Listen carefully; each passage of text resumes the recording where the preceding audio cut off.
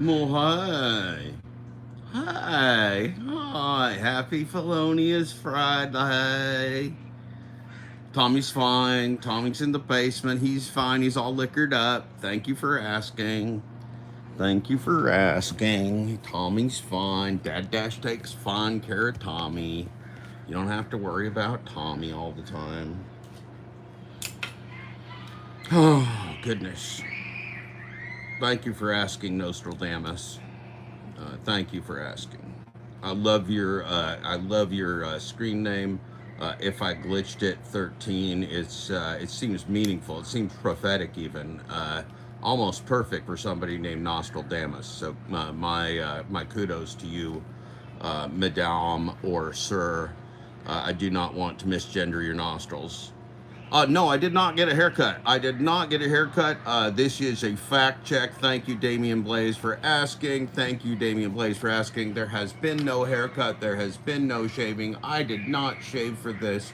I simply did shower and I did wash my hair twice. I did wash my hair twice today because it is Felonious Friday.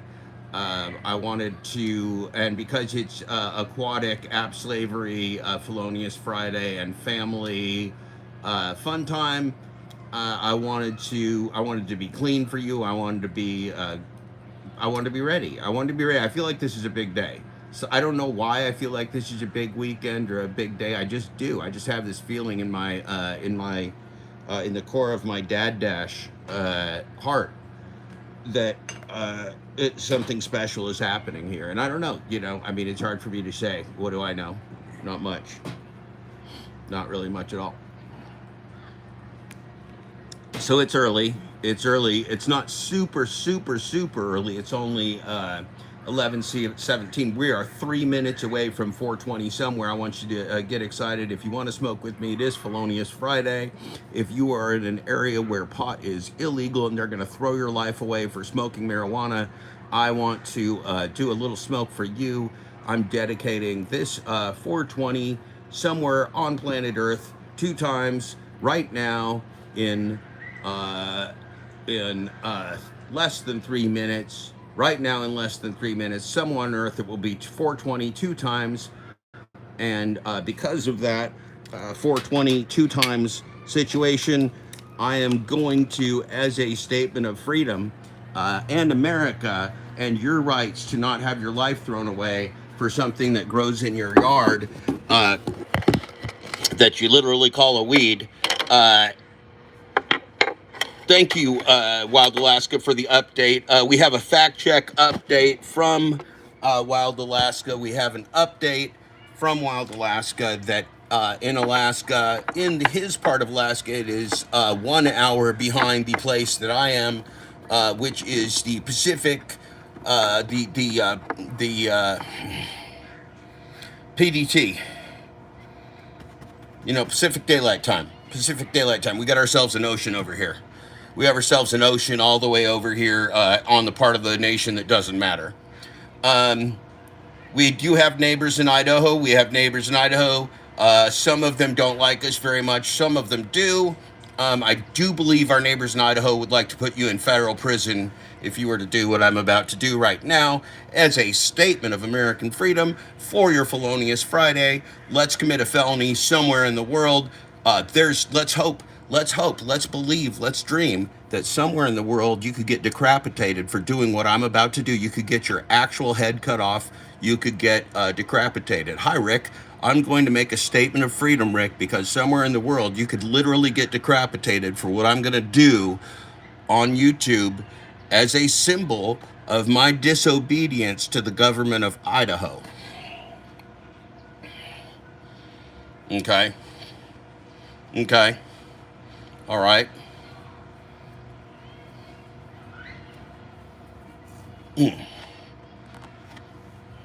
Okay. I'm gonna sit here. We gotta wait just a minute. Okay, it's 11:19 where I am. It's 10:19 where Cody is.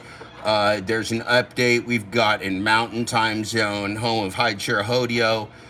It is 12. Oh, we just hit 420 somewhere in the world, potentially somewhere around Iceland in the North Pacific. Iceland in the North Pacific, I believe. Not a country where you can have legal marijuana, as far as I know, and I have been there. I don't believe there was any legal marijuana, but in Iceland right now, chances are that in Iceland and on its the other side of the earth from Iceland, it is 420. Celebrate 420 with me. Thank you, Iceland.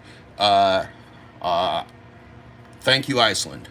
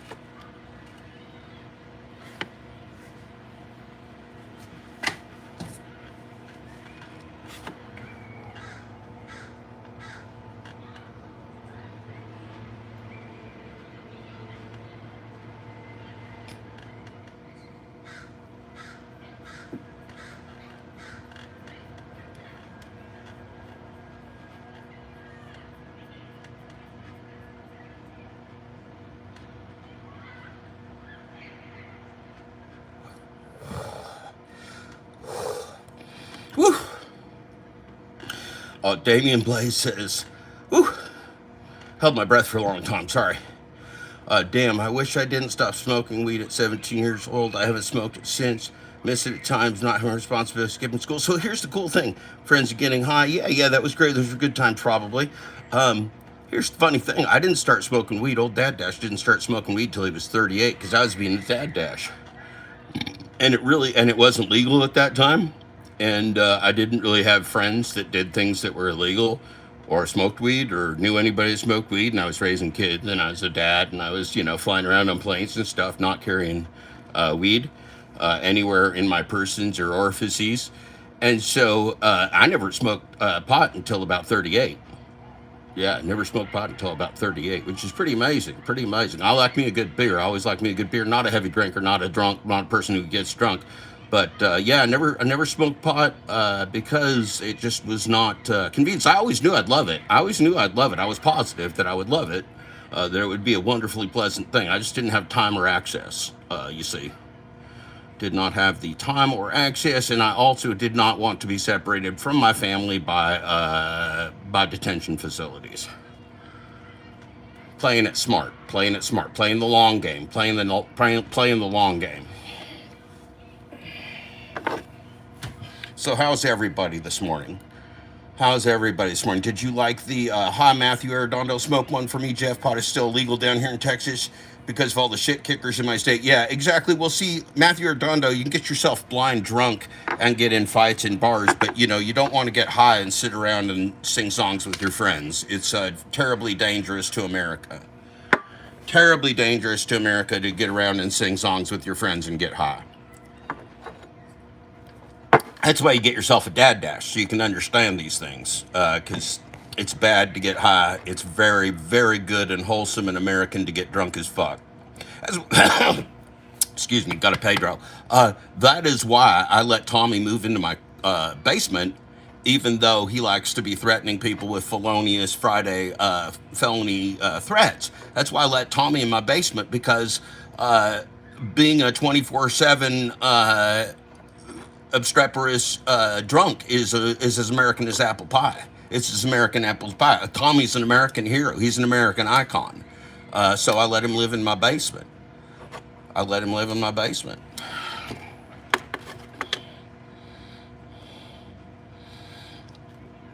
Yeah, 5K 5-star ratings while high. It helps, Simple Toaster.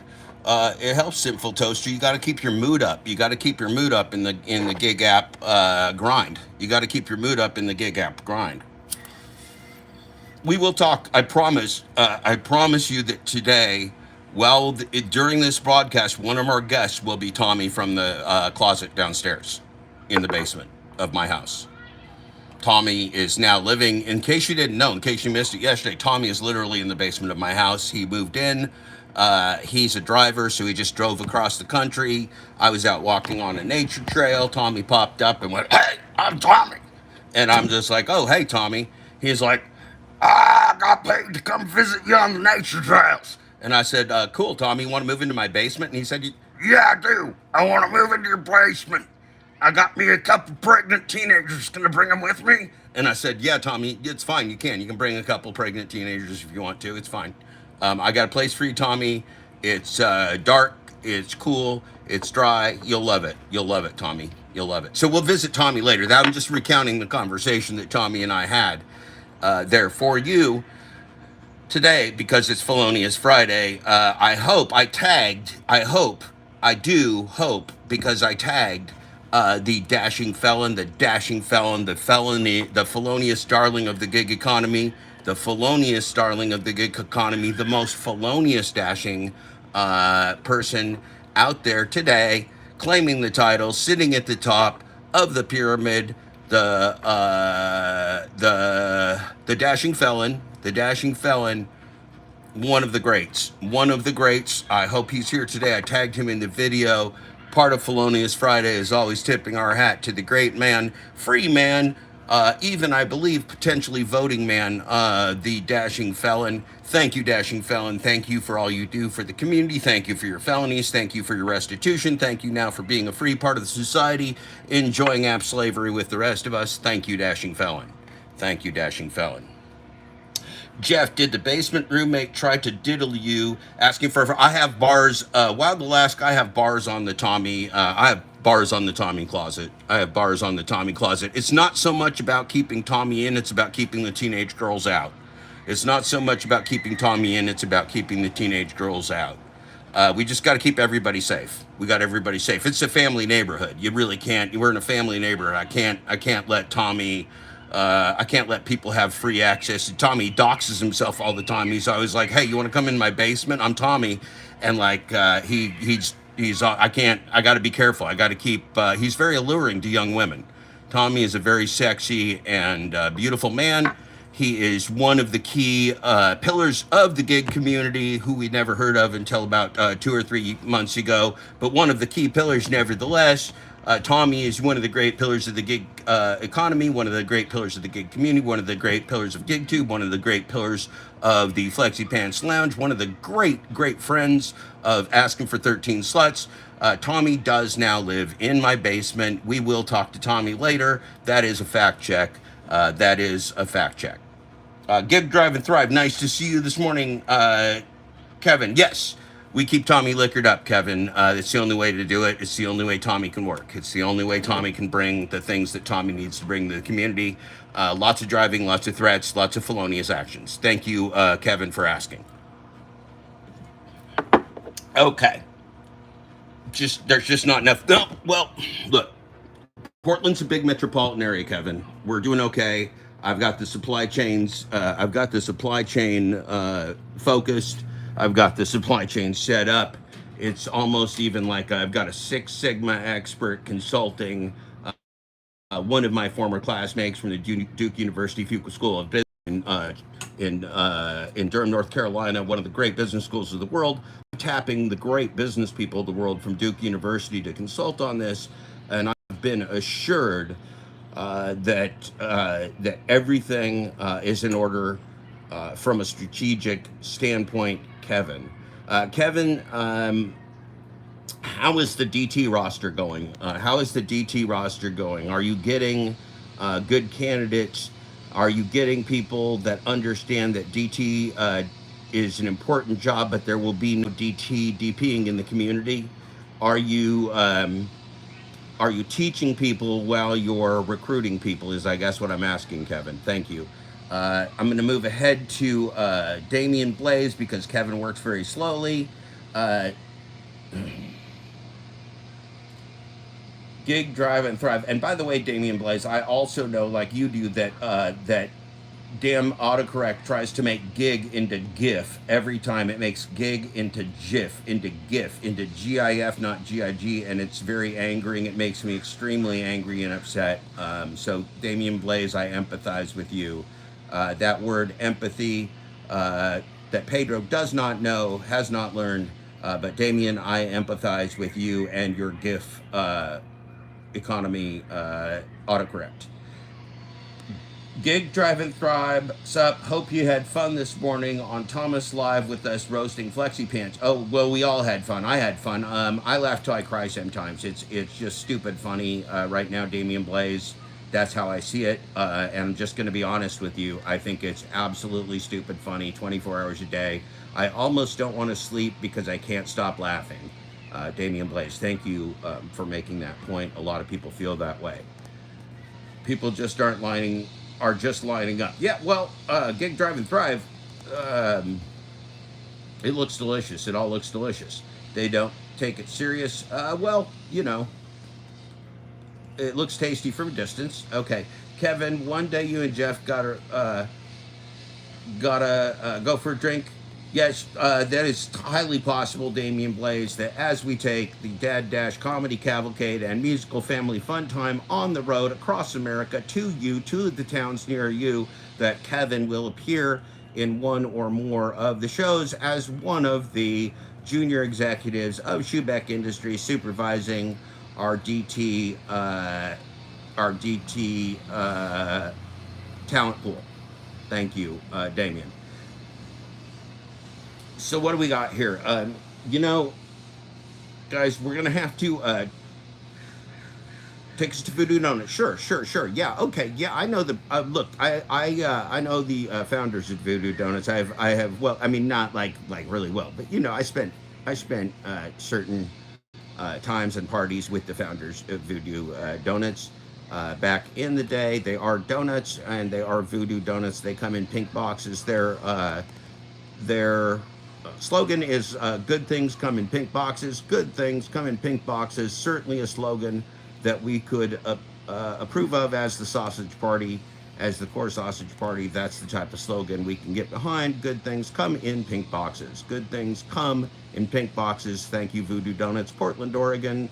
Also, I do believe, let's see, I've had Voodoo Donuts also in one of the satellite stores. Denver, Colorado has one. Eugene, Oregon has a Voodoo Donuts. Let's say, I think maybe Austin, Texas, but I do not remember. I've eaten in the one in Denver, and I've eaten in the Voodoo in the Eugene, Oregon, and yeah, okay. Except they don't, because they don't vote for the blonde. Yeah, they're stupid, Kevin. They're stupid, Kevin. They didn't do their research, Kevin. Anybody that did their research would have voted for that hot blonde chick that kills dudes as our favorite cult icon. They missed an opportunity. They betrayed the sausage party and our breaking groundwork in the political game. Yeah, I hate autocorrect, Damien. Autocorrect is designed to obscure the gig economy into the GIF economy. The gig economy is the GIF economy, according to autocorrect. Wild Alaska says, Wild Alaska, did you see, by the way, Wild Alaska, Cody, I'm broadcasting today from Point Hope, preparing for my aquatic journey as a greenhorn on the Deadliest Catch. Did you see that, Cody? I went to Voodoo in like 2009 and had my first encounter with a woman that had a purple mohawk. Well, Voodoo, I have women in my family with purple mohawks. This is Portland, Oregon. Thank you for asking, Cody. Raging YG, can you take us to where they put a bird on the skit was filmed? Sure. I know some of the people in that. That's absolutely, there are places all over Portland where they filmed Portlandia, Raging Wagey. We could go on a field trip sometimes. I would be willing, Raging Wagey, to take y'all on a field trip. Take y'all on a field trip sometime around Portland, and if that's one of the things that you want to see, Raging Wagey, maybe I would show you that, because I'm your dad dash. Steve asking for 13 sluts is just a bad man. He's just a bad, terrible man. We don't even know who he is. Do not get in his van. Do not take his candy. Steve asking for 13 sluts is a very disturbed individual. But your dad dash here, Raging Wagey, your dad dash, your grandpa dash, Raging Wagey, I'd be happy to take you on a field trip sometime, son. I would be happy to take you on a field trip sometime, son. So thank you for asking. Are some very interesting and disturbing rumors of voodoo notes. Well, Portland has many interesting, disturbing things everywhere, Sinful Toaster. Thank you for asking. Thank you for asking. We have a disturbing history. Look, there's a bar. There's a bar called the Shanghai Tunnel. And you know why they call it the Shanghai Tunnel? Because it was a fucking Shanghai Tunnel. They used to Shanghai people, kidnap and take them down the tunnel and put them on a boat to be slaves. So Portland's got a great history. We have a foundation. We're founded on racism. It's a wonderful thing. Yes, underground tunnels. That's right. That's right. You can go to the bar. I'll take you to the bar. I'll take you to the bar. It's called Shanghai Tunnel. I've had many drinks there. I've had many bartenders at the Shanghai Tunnel. I've had myself, Dad Dash has had himself a bartender or two at the Shanghai Tunnel. It's a wonderful place. It's a wonderful place. The Antifa leader. Yes, I am the 55-year-old senior leader of Antifa. Thank you, Kevin, for doxing me again. I'm the 55-year-old senior leader of Antifa, Portland, Oregon. Thank you, Kevin. Thank you, Kevin. Today's show is sponsored by Antifa. Do you know the gang you're in? Antifa. Thank you. Thank you, Antifa. Thank you for being one of the sponsors. Let's get ourselves, it's not Thirsty Thursday. We had Thirsty Thursday yesterday. If you missed Thirsty Thursday, you missed something. I will tell you that. That's right. That's right. Yeah, Magic School Bus. Exactly, Damien. It would be very much, very much like the Magic School Bus. That would be very much like the Magic School Bus. Exactly. You've got the whole concept, Damien. It would be probably somewhat of a psychedelic experience. And there would be weed involved. There would be legal marijuana involved, copious amounts, edibles, smokables, ingestibles, injectables, and anal suppositories, all of marijuana and THC. Oh man.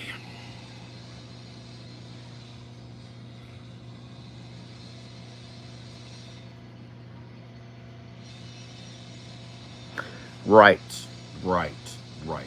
Okay, so we got to get to our song and start the show. This is just the preamble. This is just the preamble. It's the pre-show that didn't matter. Yeah, well, your cats are going to like this next part, Sinful Toaster. Your cats are going to like this part.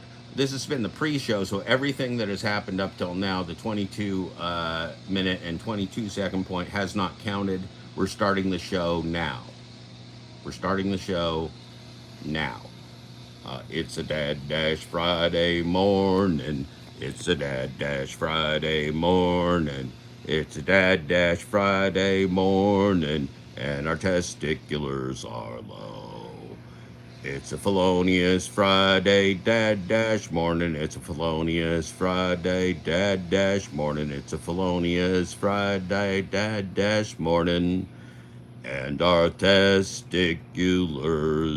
are low. Well, welcome to the start of the show. Welcome to the start of the show. If any of you saw the pre-show, please pay no attention to anything that happened before now. We are just now starting the show. You haven't missed anything at all. We're just starting the show right now. The previous 22 minutes and 25 seconds did not exist. Don't worry about it. Okay. Now, why did the previous 23 minutes and 37 seconds not exist? It's because it's on a need-to-know basis. It's on a need-to-know basis, and if you don't need to know, then you don't need to know. Everything is on a need-to-know basis. I've consulted with my security experts here in the community. I've had deep consultations, deep talks, long talks, extensive talks with the security experts in the community, and we've decided to make the first 24 minutes and 6 seconds of the show available on a need-to-know basis only. A need-to-know basis only. Thank you. It's a community announcement. We like to keep tight security. We like to flag people with false copyright violations. This is Felonious Friday. We like to cover up our felonies. We like to commit new felonies. We like to discover new felonies. Everything about felonies, including the dashing felon himself, we celebrate on Fridays. Let's see what y'all are saying here. I can't sleep until 12. The rest of the day is ruined. Well, yeah, I mean, that's Dashing Magnificent Friend. That is just one of the burdens of being a dashing magnificent friend whose gender I do not know. So I wish you the best with that. Jason Henson, what? That is exactly correct. That is exactly welcome to the community. Jason Henson, we are all glad that you're here. We've been waiting for you. Uh, Gig Drive and Thrive. Dad Dash going to report it anyways. If you're talking about Steve Askin for 13 sluts, well, he has an empire to protect. He has a large empire to protect. He's got 515 dog shit videos, a virtual cavalcade of boredom available from Asking for 13 Sluts and the Dad Dash for 13 Sluts account. He's only been there for a year, but some of the 3-year-old videos have been up for 2 years now. Some of the 2-year videos have been up for 1 year now, and he's got a 515 strong compendium of virtual cavalcade of Dad Dash 13, Steve Askin for 13 Sluts, family, good times, and wholesome fun. The Human Thumb, Steve Askin for 13 Sluts, one of our sponsors today. The Human Thumb asking for 13 Sluts. Steve Askin, have you reported false claims today? One of our sponsors for Felonious Friday. Thank you, Asking for Sluts. Thank you, Asking for Sluts 13. Raging Wagey, don't forget the piss bottles, sir. No Felonious Friday to complete without them. That is true. Piss bottles, piss jugs, piss bottles and piss jugs are one of the great joys of any person's life who lives on the fringes of homelessness. If you're in your car, you got yourself a piss bottle, a piss jug, you're just living like a king. Without a piss bottle and a piss jug, you're going to have to depend upon the economies of Pedro and DoorDash depends, Poopy Pants, DoorDash Santiago, Mr. Bet on You, Mr. Double Down, the Lion King Santiago, and those depends. Look, man, when they pay talent like Pedro to represent them, you know that they're spending a lot on advertising, Raging Wagey. And so those depends get expensive. And yes, you could not have made a better statement about life on the road as a driver, as a professional, in the gig economy. Piss jugs and piss bottles really are one of the great pleasures, one of the great things that anyone who has not experienced it, those of us here today who maybe do not have the party of the majority of the sausage party of the apparatus of the majority of the sausage party, and who have not been able to enjoy pissing in a smallmouth bottle without a drip spilling, without a glitch pee, without a pee glitch, without ruining your ability to charge your iPhone. Anyone who has missed that experience because they have a vagina is missing out on one of the great and powerful experiences in life. And I think for the most part, that's why men create war, is because we have the ability to piss in bottles and jugs. I do believe my sociological theory of calculus is that if more women could piss in smallmouth bottles and smallmouth jugs, that they would be more warlike. But since they can't piss in smallmouth bottles and smallmouth jugs because of their vaginas and their inconveniently placed urethras, I think they're angry, and that makes them so angry that they refuse to wage war and kill people. So I'm kind of like Pedro and Hannibal combined. I just assess kind of gender norms. I look at gender norms from a sociological calculus standpoint. Hold on. Oh man, that was gross. That was gross. I'm sorry. I hocked up a huge Pedro. That was disgusting. Okay, so check this out. Now check this out. You're gonna like this. This is good. See, this is part of the purpose of Felonious Friday. When we look at it, let's see. Okay, what are you doing? I feel like you're screwing around with me here. Don't screw around, you kids. All right. Oh, we got to turn the camera on. There we go. Okay. Now look. Now look. That is a real leaf. An actual physical real leaf. Is that crazy? How crazy is that? I got my spit on it. There's a little Pedro on that. I had to wipe the Pedro off on my pants. That was wild. What do you think of that? What do you think of that? Isn't that beautiful? Isn't it beautiful? Stare at that in the present moment. In the present moment. Would you trade app slavery for that leaf? Because that's your choice in consciousness. If you choose app slavery, you no longer get to see this leaf. You're living in a world with like red leaves and green leaves and yellow leaves, but no real leaves that have a blend of all the colors. See what I'm saying? You see what I'm saying to you? Do you see the subliminal message that I'm sending to you as your father? You got to see all the colors, man. You can only see the colors in the real world. You hear the crows talking to you? The crows are going, listen, listen, listen to the old man. Listen. It's a real leaf. It's a real leaf. It's got real veins. Real veins. Look at that. So pretty. So beautiful. So leafy. So leafy and green and yellow and brown and red and burnt red and purple and stammy. You want to see my feet? Will anybody, look, I've got an offer for you. If anybody believes that my feet are sexy and would like to send me money based upon a business relationship, contractually scheduled around my feet, I am available. I am willing to do foot porn. I have been willing to do foot porn. I can spread my toes as wide as most people, sometimes wider. Look at that. It's very hot. It's very sexy. If you are interested in foot porn, one of our sponsors today is JTB's Foot Porn. What kind of foot porn are you looking at? Do you need foot porn today?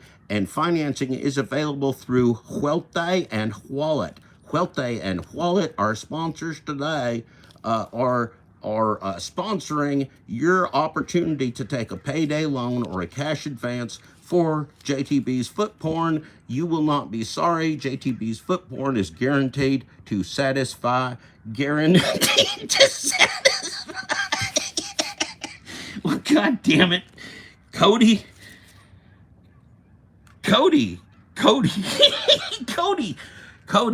You took me out of character, man. You took me out of character. You can't do that, man. You can't take that dash out of character. You're ruining the show, Cody. You're ruining the show. You're ruining the show. We were talking about leaves. We were talking about feet, and you made me crack. Don't make me crack, Cody. Hi, Flexi Pants. How do you like my feet? Are you jealous? Are you jealous that you only get that my feet are in my chat and you get like Ricky only feet's chat and Ricky's only feet chat? I like to put sometimes I like to put the hashtag only foot boners, like hashtag ONLYFOOTBONERZ, only foot boners. One of my favorites. Yeah, it looked like I rolled out of bed. That's exactly right. So here's how it went. Here's my morning, Jason Henson. I rolled out of bed this morning, right around 7 a.m., made myself some coffee, cleaned the cat box. Cat had diarrhea. It was fucking nasty. Had to open the windows, turn on the fan, smoked myself some weed, went to the bathroom, took a huge, enormous Pedro, and then I took a long shower, washed my hair twice. We had a fact check earlier in the show, the part of the show that didn't matter that came before this. We have a fact check. I washed my hair twice. It's extremely clean. It's extremely shiny. And then I just kind of shake it out and just let it go naturally. I have not trimmed my beard. I have shaved a little bit here, shaved the neck. No more neck beard. Excuse me, another Pedro. Yeah, it's been a busy morning, man. It's been a busy morning. Look, I had to feed Tommy in the closet. I had to feed Tommy and two pregnant of age teenagers in my closet downstairs. I had to feed Tommy and go get him some alcohol. Thank God it's not Indiana. Indiana, like, you can't buy alcohol till like certain times of the morning and shit, like on Sundays. They got this Sunday thing. You can't buy alcohol till noon. And I'd forget because I didn't live in Indiana, before. I just moved there a couple of years ago and lived there for a couple of years. And then, so I'd go to the store and like, I'm going to get up Sunday morning. I'm like, oh shit, I need groceries. I should go grocery shopping. So never, I'd always forget. I'd go grocery shopping, go to the store, grab myself a 6-pack of beer, put all my groceries up there, roll it all up there. So the cashier looks at me like an asshole and goes, I can't sell you alcohol. And I'm like, why not? And he goes, it's Sunday. And I'm like, oh shit, God damn it. Is it not noon yet? And he goes, no, it's not even close to noon yet. And I'm like, shit. All right. And they put the beer back like I'm 12, trying to buy beer because it's Sunday at noon. And the state of Indiana has to make sure that nobody could possibly buy alcohol on Sunday before noon. It protects the community. What do we got here? Okay, Wild Alaska, please stop. Okay, thank you, Wild Alaska. Looked like I rolled right out of bed. Well, see, this is just natural. This is just natural Jeff Beauty. I'm not like Pedro. I don't spend like 6 hours putting on my makeup and doing my greasy hair and combing my beard and talking to myself in the mirror. I just like get myself clean and shake it out and then, come say hi to everybody. I'm not trying to look pretty for y'all. I've never claimed to be Giselle Bündchen. I always wanted to look like Giselle Bündchen, but I'm just big boned. I just don't look like her. But thank you for asking. All right, what we got here? Came back from taking a Pedro. Look, everyone, we have a predator among us. Yeah, that's true. Lots of people feel that way. Damian Blaze, lots of lurkers in the chat, lots of turds in the punch bowl. Damian Blaze, lots of turds in the punch bowl. There are, lots of turds in the punch bowl. It is Felonious Friday, so we're glad to have them turds in the punch bowl. We love them turds. On Friday, we celebrate the turds in the family punch bowl. Okay. Well, you can drink before noon. You just got to make sure you have your alcohol already in your person, Jason, in your possession. You can drink as much as you want. You just can't buy any more. You just can't get resupplies until noon in the great state of Indiana. I'm looking for drama, Damien. This is more comedy. This is more dramedy, Flexi Pants. This is more like a dramedy, more like a romantic dramedy. I'm thinking this is more. I'm writing this as a romantic dramedy, Flexi Pants. Romantic dramedy. Jealous of the Hobbit feet? Yeah, my feet are pretty sexy, Flexi Pants. I know you get only feet in your lounge, but I don't know. See if you can get on my good side. Jeff, can we talk about how you can't read and write? Yeah, we can. We can, Kevin. We can address my literacy issues. We can address them. It's fair. It's fair game. I put myself out there, Kevin. I put myself out there. And when you put yourself out there, you got to expect for people to do opposition research on me. And Kevin, my literacy is, your questions about my literacy are germane and fair, and I will address those. Thank you for asking, Kevin. Thank you for asking, Kevin. You're doing a fine job as the DT this morning. I appreciate you starting us out slow with the foreplay. Kevin knows how to work it up to a slow burn before we hit fever pitch later in the show. Thank you, Kevin. Thank you, Gig Drive and Thrive. Thank you, Kevin. Let's get a couple more sponsors on the show. We are early in the show, the part that does not matter. So we will go ahead and get the sponsor bag. We got the sponsor bag. It's a hot bag. It's a very hot bag. It's a very hot sponsor bag full of hot sponsors, full of hot sponsors. And we have the bag for you. I got it together this morning. It's a bag of goodies. And remember, you can get all your goodies, every single goodie that you ever wanted to get, you can get right now at the Amazon store of Your Driver Mike. Your Driver Mike's Amazon store, sponsoring the Dad Dash Cavalcade of Family Fun on Felonious Friday. Thank you, Your Driver Mike, Amazon store. Thank you, Matt, for playing Mike. Thank you, Mark, for standing down, being ready to step in as the closer for Matt and Mike, as the new Mike, Mark. We appreciate your patience. Thank thank you, Matt, Mike, and Mark for the wonderful hot bag. Thank you for the wonderful, excuse me, not Pedro. Thank you for the wonderful hot bag. Okay, so our first sponsor comes right from Dad Dash himself. Dad Dash and Kroger, spying on you through the internet, using your data without your permission, making billions of dollars off your data. Kroger, we bought Safeway, we bought Albertsons, we bought all your grocery stores. Now we're a monopoly. We are Kroger. We know everything about you, and we will sell it to anyone who asked. Iodized salt, celebrating Dad Dash, Felonious Friday, Kroger iodized salt. What salt you using? Thank you, Kroger. Okay, what else we got here? Oh my goodness, we've got a wonderful product. This is one of the key products for the fart sniffing crowd on the other side of the aisle. Flexi pants. These folks come from your lounge. They came from your lounge to our home. It's called Oust air spray. I do believe it's the official airspray of Antifa. Oust air spray. What farts you sniffing? Oust air spray, getting rid of the farts in your neck of the woods. Thank you, Oust air spray. Let's go back to the Matt, Mike, and Mark hot bag. Amazon hot bag. Thank you, Matt, Mike, and Mark. Oh my goodness, wonderful. The Jeff Thomas Black, signature model moist towelette from Cottonelle. The Jeff Thomas Black JTB signature cottonette moist towelette, Cottonelle brand. What moist towelette are you wiping your anus with? Cottonelle brand, the anus wiping wet wipe for you. Proud sponsors of JTB and the Dad Dash Cavalcade of Family Fun.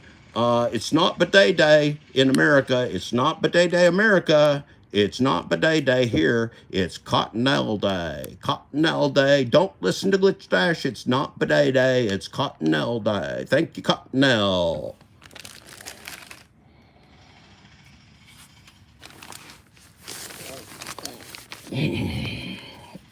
Well, one of our other sponsors this morning. This is a sponsor coming to us from the corporate thruple of the Gillette factory. One of our favorites. It is gel. It is blade gel. It is for sensitive, very sensitive skin all over your body. We heard it is based upon potential truth that Glitch Dash's pubes will be shaved with this very brand of shave cream, the Glitch Dash pubes, that will be available online later this year with the PP package, with the PP Platinum package from Glitch Dash, that bastard Thomas Schubeck blade sensitive skin gel, the choice of Glitch Dash Thomas Schubeck's pubes. Thank you, Blade. Thank you.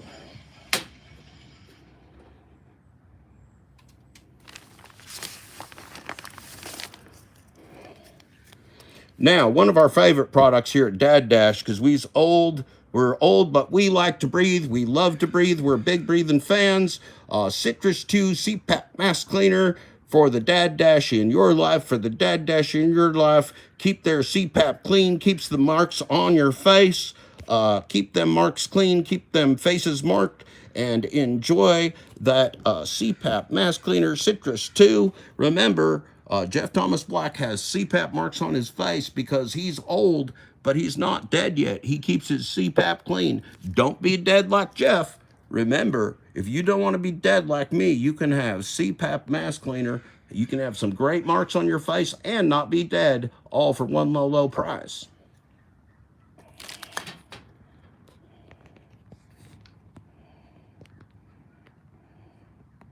It's a comedy cavalcade, Flexi Pants. How can someone take your message seriously when you do silly shit like this every day?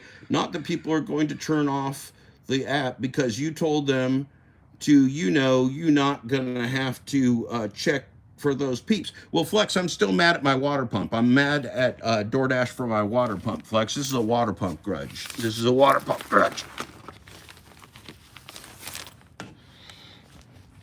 water pump. It's a multi-year water pump grudge. Okay. Our next wonderful sponsor of the book will go everything. Our next sponsor is the CVS JTB Signature Foot Pumice, disgusting foot pumice cleaner. If you want your feet to be as sexy as your feet can be, if you want to maximize your foot earnings, you got to have a thing like this, a very thing like this. Remember, CVS is the place to scrape shit off your feet. Thank you, CVS.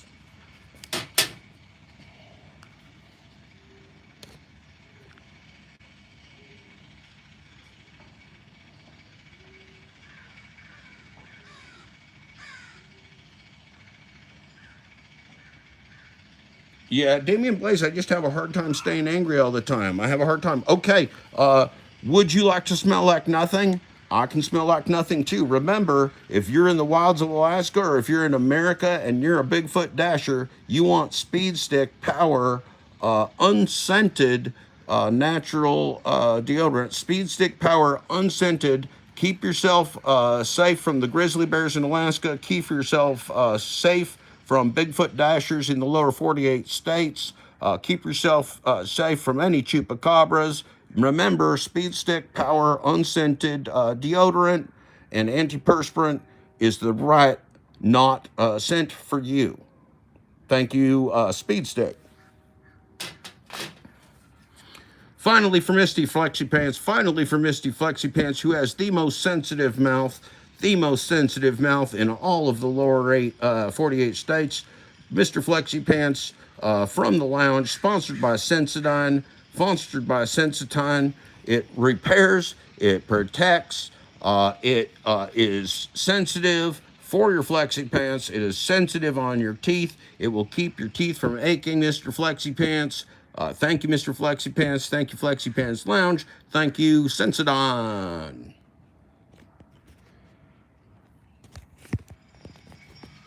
Those are great sponsors. Thank you to all our sponsors today. That was inspiring. It was inspiring. It's inspiring to me that corporate America wants to step up for our freedom. That's what's inspiring, quite frankly. Yeah, Mitchum unscented. Well, look, Wild Alaska, we're going to need to get you on board with the Menon Seed Speed Stick. You got to be faithful to our sponsors. If Mitchum starts paying us, then we'll start collecting. Then we'll start pumping out the Mitchum unscented deodorant. But until then, I think we really need to give Menon Speed Stick our support. Thank you, Wild Alaska. Remember, all of these fine products that you see here, except for my weed pipe and my lighter, all of these other fine products, except for that mug and the table, all of these fine products can be yours through Mike, Matt, and Mark's Amazon store. Your Driver Mike, starring Matt, backup talent Mark, the triplets that are the Wonder Twins of the gig economy space. Your Driver Mike, played by Matt, understudy Mark. Your Driver Mike is in deep hiding. Your Driver Mike has to protect. He's like Jeff Bezos. Your Driver Mike is one of the key elements of the Amazon mail order empire. Thus, Mike has to stay secluded in an undisclosed location. That's why we have to put up Matt playing Mike as the key player of the drama. Mark standing back, ready to go in, carry the ball anytime. If Matt either gets injured, if Matt has too many carries, if Matt gets dinged up, we got Mark ready to step in. What's in the cup? Those are empty coffee cups. No, I got a little coffee left. We're all right. We're all right. We got a little coffee left. Excuse me. Go, Pedro. Anyway, so what were we talking about? Oh yeah, Matt, Mike, and Mark. So anyway, Mark is fresh, man. Mark is fresh. He's got fresh legs. He's got fresh legs during the season. So if we need Mark to go in and take some carries, the guy's going to run like a gazelle. The guy's going to run like a gazelle. We think probably right now Mark's as good. Mark is actually as good as Matt. We're just keeping Mark fresh. He's younger. He was the third born. He's the youngest, and so he's the youngest. We haven't put him into play with the varsity yet, but Mark's ready, man. When we hand the ball to Mark, Mark's going to tear it up as Mike. Mark will be potentially the best Mike there's ever been. Mr. Fleck, sure, there's a thing called facts and proof on what you say. If you ain't got that, then you're full of shit. That is true. That is true, Damian Blaze. Now remember, this is also our neighborhood. And it's a beautiful day in the neighborhood. A beautiful day for a neighbor. Would you be mine? Could you be mine? It's a neighborly day for a beauty. Would a neighborly day for a beauty? Would you be mine? Could you be mine? I have always wanted to have a neighbor just like you. I've always wanted to live in a neighborhood with you. So let's make the most of this beautiful day. Since we're together, we might as well say, would you be mine? Could you be mine? Won't you be my neighbor? Won't you please? Won't you please? Please, won't you be my neighbor? Well, hi, neighbors. This is the start of the show. This is the start of the show. Welcome, welcome. We are 51 minutes and 43 seconds into the show. We are just starting it now. We just had our welcome to the neighborhood. Welcome, Melissa. Welcome, Damien. Welcome, Kevin. Welcome, Wild Alaska. Welcome, everyone. The early part of the show was the sponsored part of the show. It was the commercial part of the show. It was the corporate part of the show. It's the part of the show that did not count. You do not need to worry about it. There's been 52 minutes up to this point that you do not need to watch ever if you did not watch them already. Please do not worry about it. The show is just starting, and we're glad you're here. We're glad you're here. Thank you, ladies and gentlemen. And thank you again to our sponsors, Wealthy Wallet and Your Driver Mike's Amazon store. Everything you need for living at Your Driver Mike's Amazon store.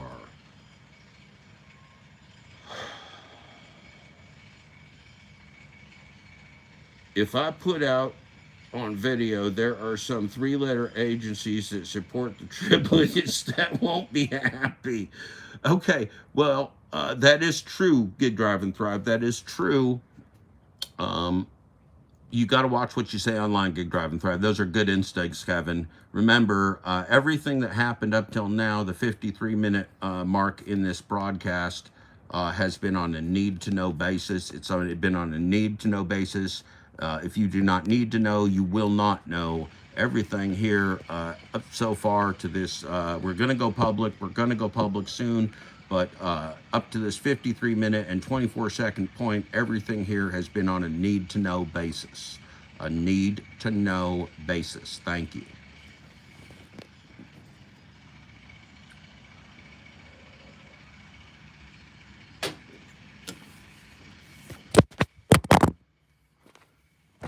Oh, shit.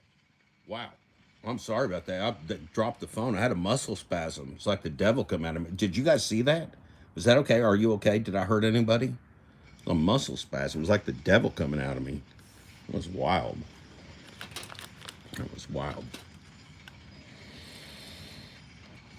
All right, let's go over to Dad Dash's standing desk. Let's go over to Dad Dash's standing desk. We're going to change the venues. That was you, Melissa. Thank you, Melissa. Thank you. I hope you're okay.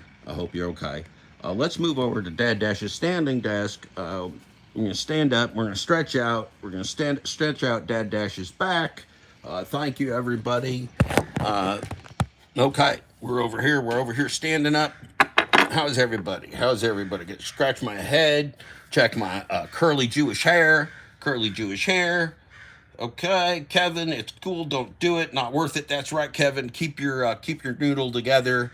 You keep yourself home and off the nature trails, Kevin. You got kids to raise. You got kids to teach and raise. Don't throw your life away on the nature trails, Kevin.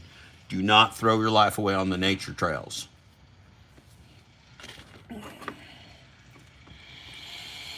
Oh man. Okay, so look.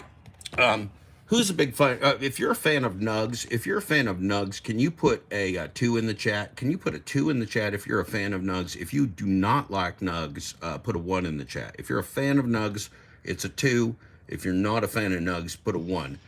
2 for no fan, 1 for fan, 2 for no fan, 1 for fan. Are you a no fan or a fan? A no fan or a fan? Fan or no fan? Which are you, a fan or not a fan of Nugs?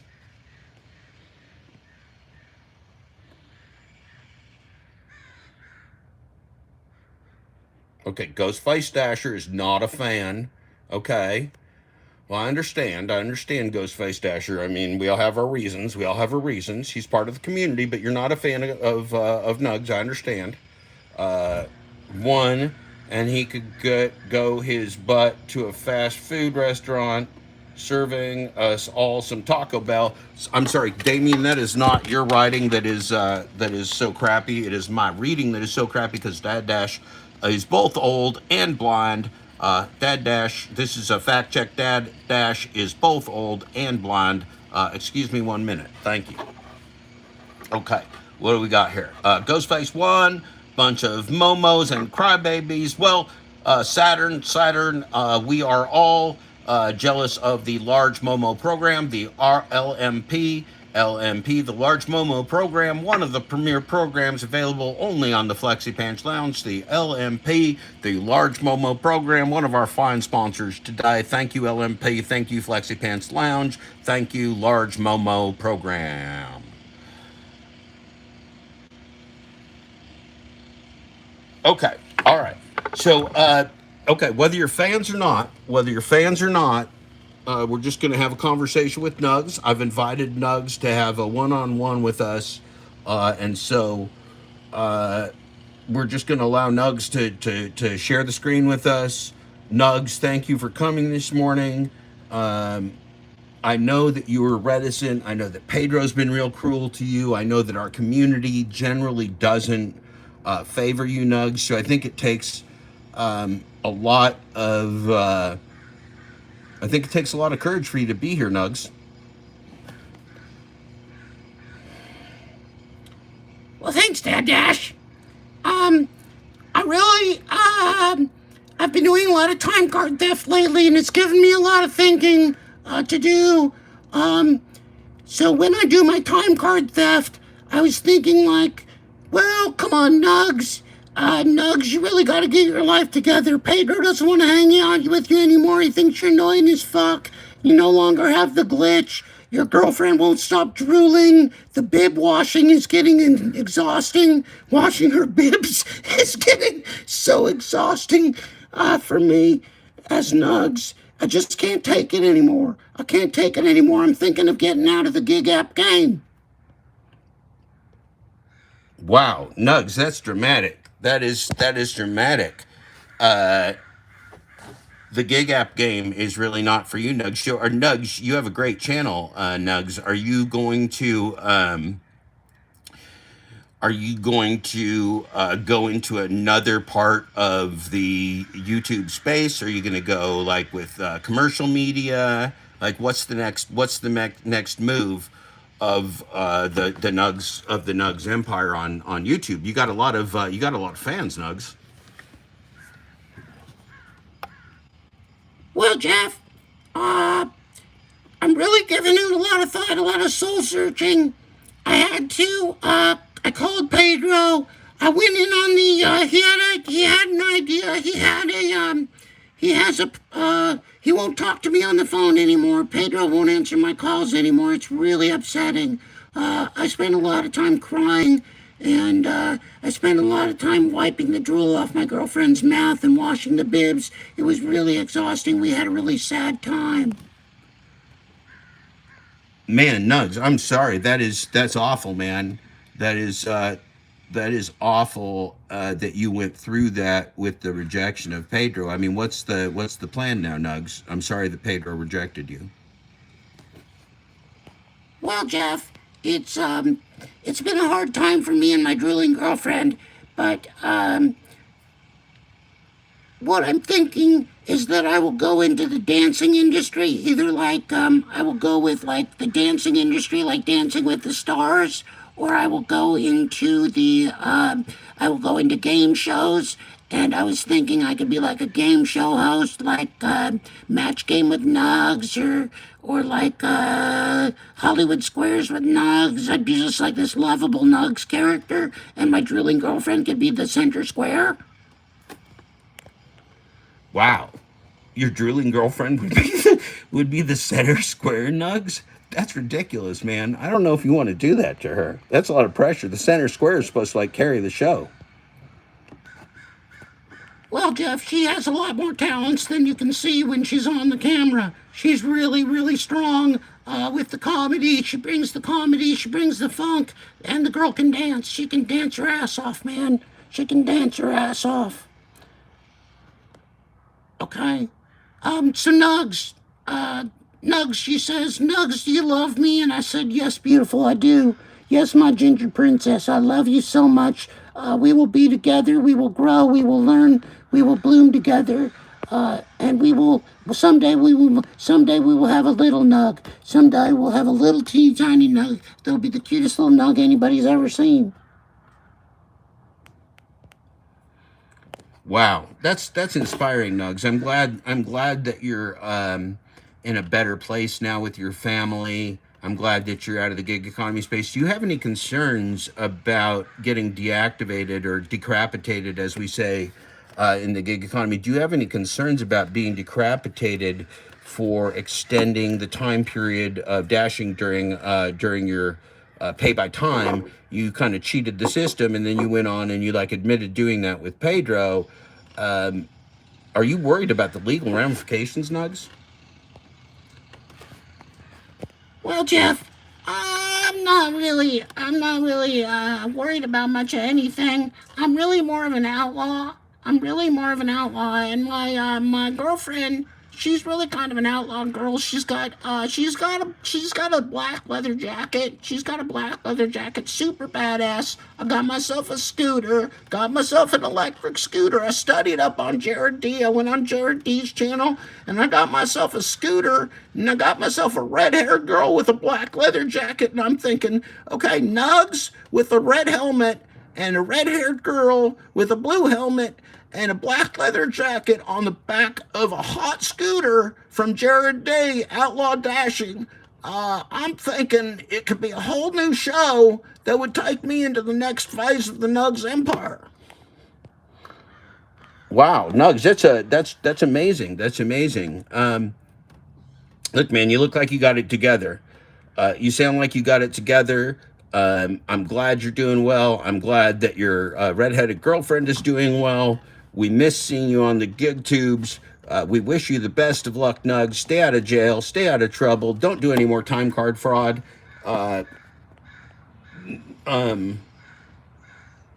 Just remember, Nugs, that honesty is the best policy, and stay away from Pedro, Nugs. Well, Jeff,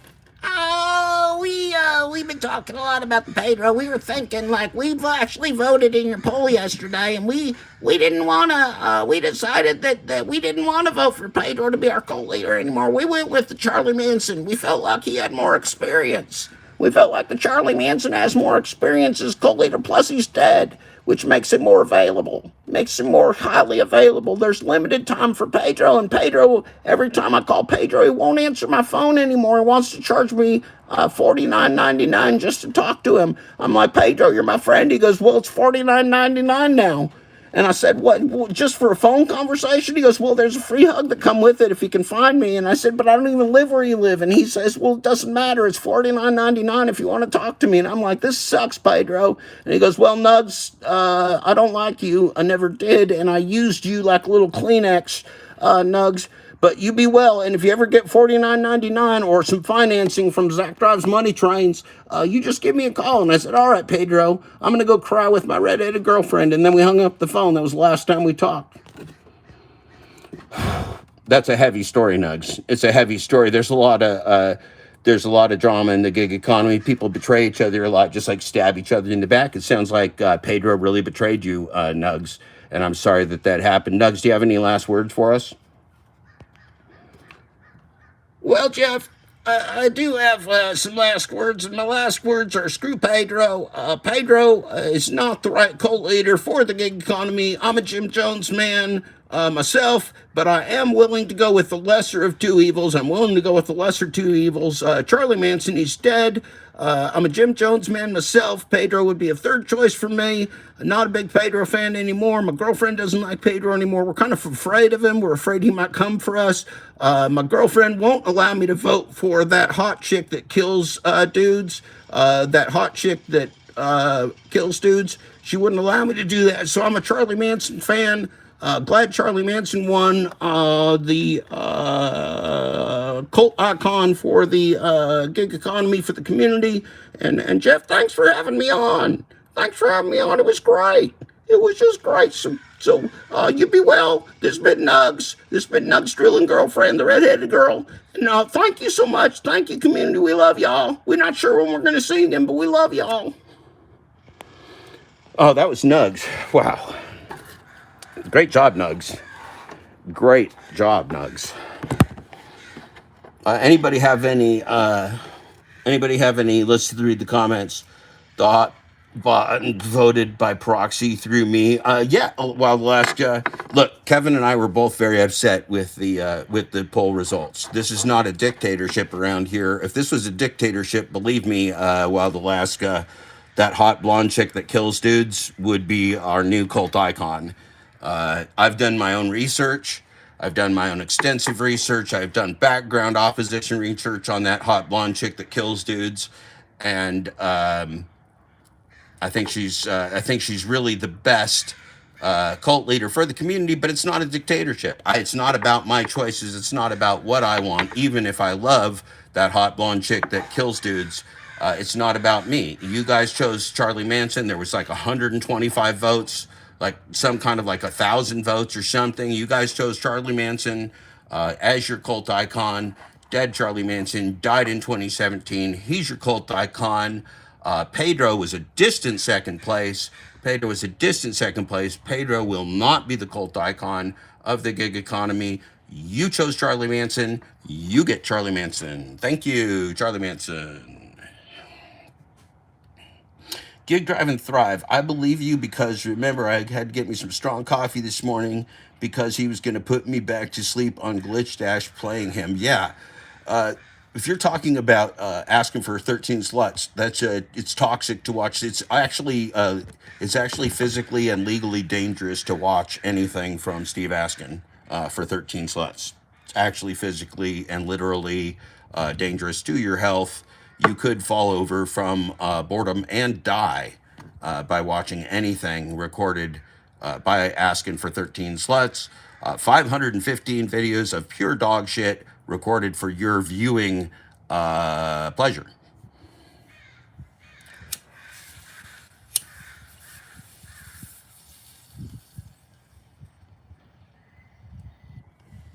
Oh, man. Felonious Friday. It's Felonious Friday. And remember, on Felonious Fridays, I perform felonies in Oregon that are legal for you, wherever you are, so that if you did it, you'd go to prison for life, but I'm doing it legally on behalf of you. Thank you, Felonious Friday.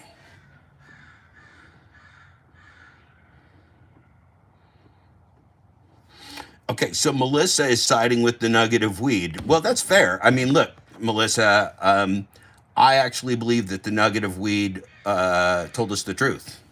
I believe the nugget of weed was being honest with us.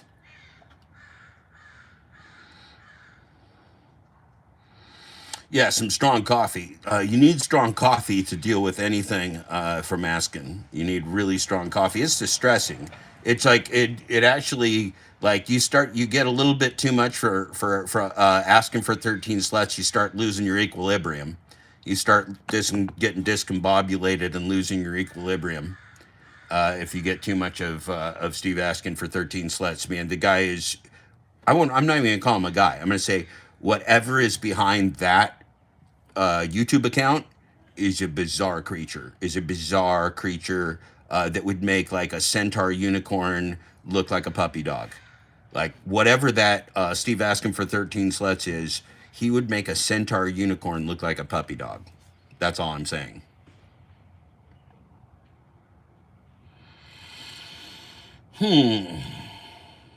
No, God. I mean, asking for 13 sluts. Melissa, he just filed 2 fake copyright strikes against me, Melissa. I can't stop talking about him. I'm not filing fake felonious copyright strikes in the effort to silence his free speech and his journalistic and authorial pursuits. Melissa, that's what he's doing. He's trying to silence my free speech and my pursuits of a book, which is interesting. Well, I am Dad Dash, Melissa, and I had to become Dad Dash because Steve Askin, who was going to pretend to be Dad Dash, doesn't really exist. It's just like it's like a condom account of some compilation of people. Whatever calls itself Dad Dash 13 on the interwebs is not Steve Askin. That's not the person I talk to on the phone. I'm not joking right now. I'm not using my voice of Dad Dash anything else. That's not the person. It's a fake account. I'm telling you this. It's a troll farm. It doesn't know me. I had specific conversations with a person that called himself Steve Askin on the phone. The person behind that account that you're talking about that calls himself Dad Dash 13 or asking for 13 sluts, that is not a real person that I talk to. It's a compendium. It's a compilation of some kind of troll accounts that uses the human thumb of Steve Askin as its icon for 515 dog shit videos.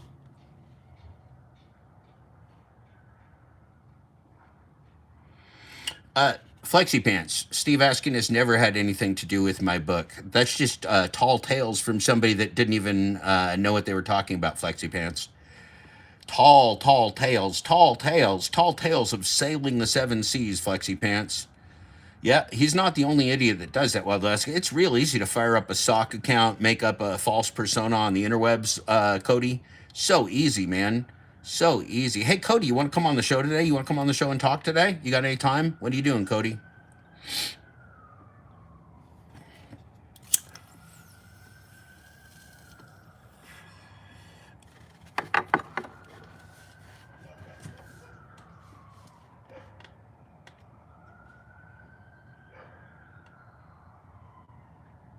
But Dad Dash, Steve asking for 13 sluts isn't a person, SFNTB Melissa.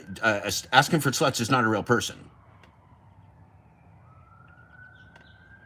He was in Glitch Dash last night. It wasn't the real person. He didn't know me. He's not the person that talked to me on the phone. It's a fake account, man. It's a sock account that's run by like a troll farm. It's not a person that actually knows the conversations we had. There are multiple people that have played the character of Steve Askin for 13 sluts. I don't know who the guy is, but there's no Steve Askin that is the guy that pretends to be Dad Dash on the internet. That I do know. No, I'm not exposing anybody on social media. I don't care. This is just about our community. There's a fake person called Steve asking for 13 sluts. I don't care who he is in the real world. I just want the community to know that's not the person who I talk to on the phone. That's not a person who can be a Dad Dash. We don't know who that is. We don't know that. So this is just like, I mean, and it became, of course, a comedy bit too, because he's a ridiculous character. He's a very ridiculous character that has no business telling anybody anything and has consistently lied and had different stories that don't jive about who he is married to and what that person does. Okay, Cody. Okay. No problem, Cody. You always stiff me, Cody. You always give me the stiff middle finger there, Cody. Thank you. Fly home safely, Cody. Please fly home very safely from Bethel. Thank you, Cody. Thank you, Wild Alaska. We hope we're keeping you company in the airport, Cody. We are keeping you exposing and harassing. No silly pants. No silly pants. I'm exposing fraud, and if he's a fraud, then he's going to be exposed. Now, this person has also slandered me and libeled me, SFNTB Melissa, and he has lied to the community and scapegoated the community. This is a bad sock account, bad condom account that's calling itself Dad-13.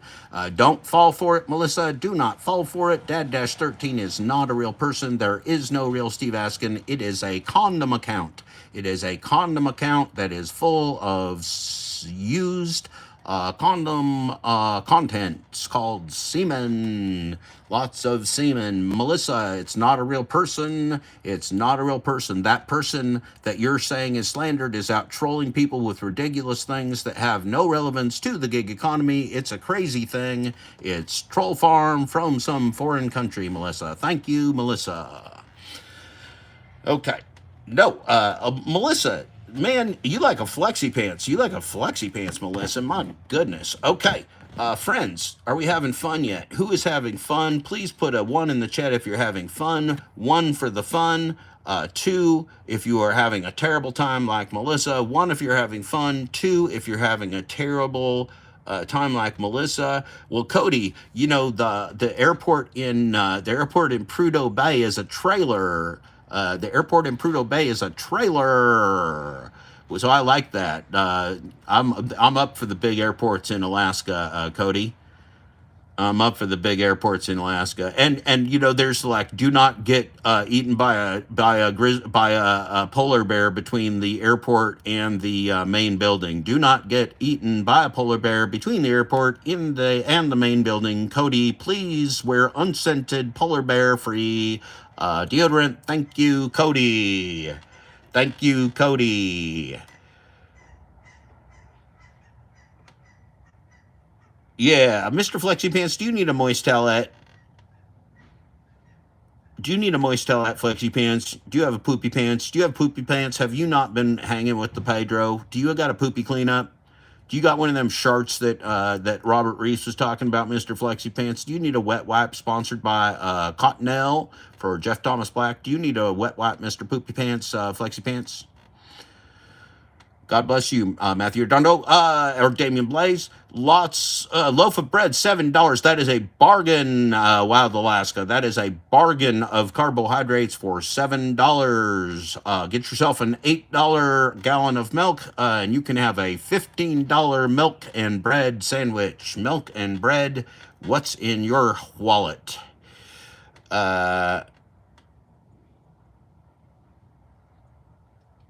Flex just rambles his delusions. Yeah, Flex rambles his delusions. That is for sure. Mr. Flex, he's more than you with a personality and telling things like it is. Unlike you, who serve no purpose at all with needing Robert Reese in your life. Yeah, that's interesting. See, the problem is Robert Reese isn't that funny. Robert Reese is just a guy who does his job. I mean, he does his job. You could like his job or not. He's not that funny. I don't even think, and see, I'd say the thing about Eli too. Eli does his job. Is Eli funny? Not so much. He's not a funny guy. He's not going to entertain you and make you chuckle fuck. Okay, I'm here to entertain you. I'm here to entertain you and have fun with you so you can laugh at me. Now, that's what Flexi Pants does. Flexi Pants puts himself out there to be laughed at because Flexi Pants is here to entertain you. Let Flex entertain you. Let Flex entertain you. Let Flex entertain you. Flexi Pants loves to play.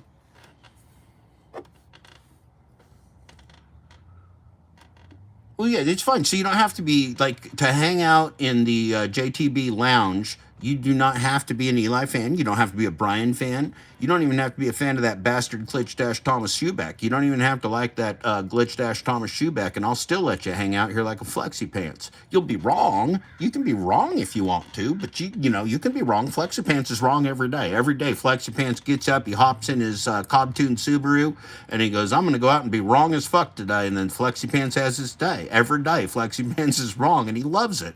Flexi Pants likes being wrong. He has the whole lounge dedicated to his culture of being incorrect.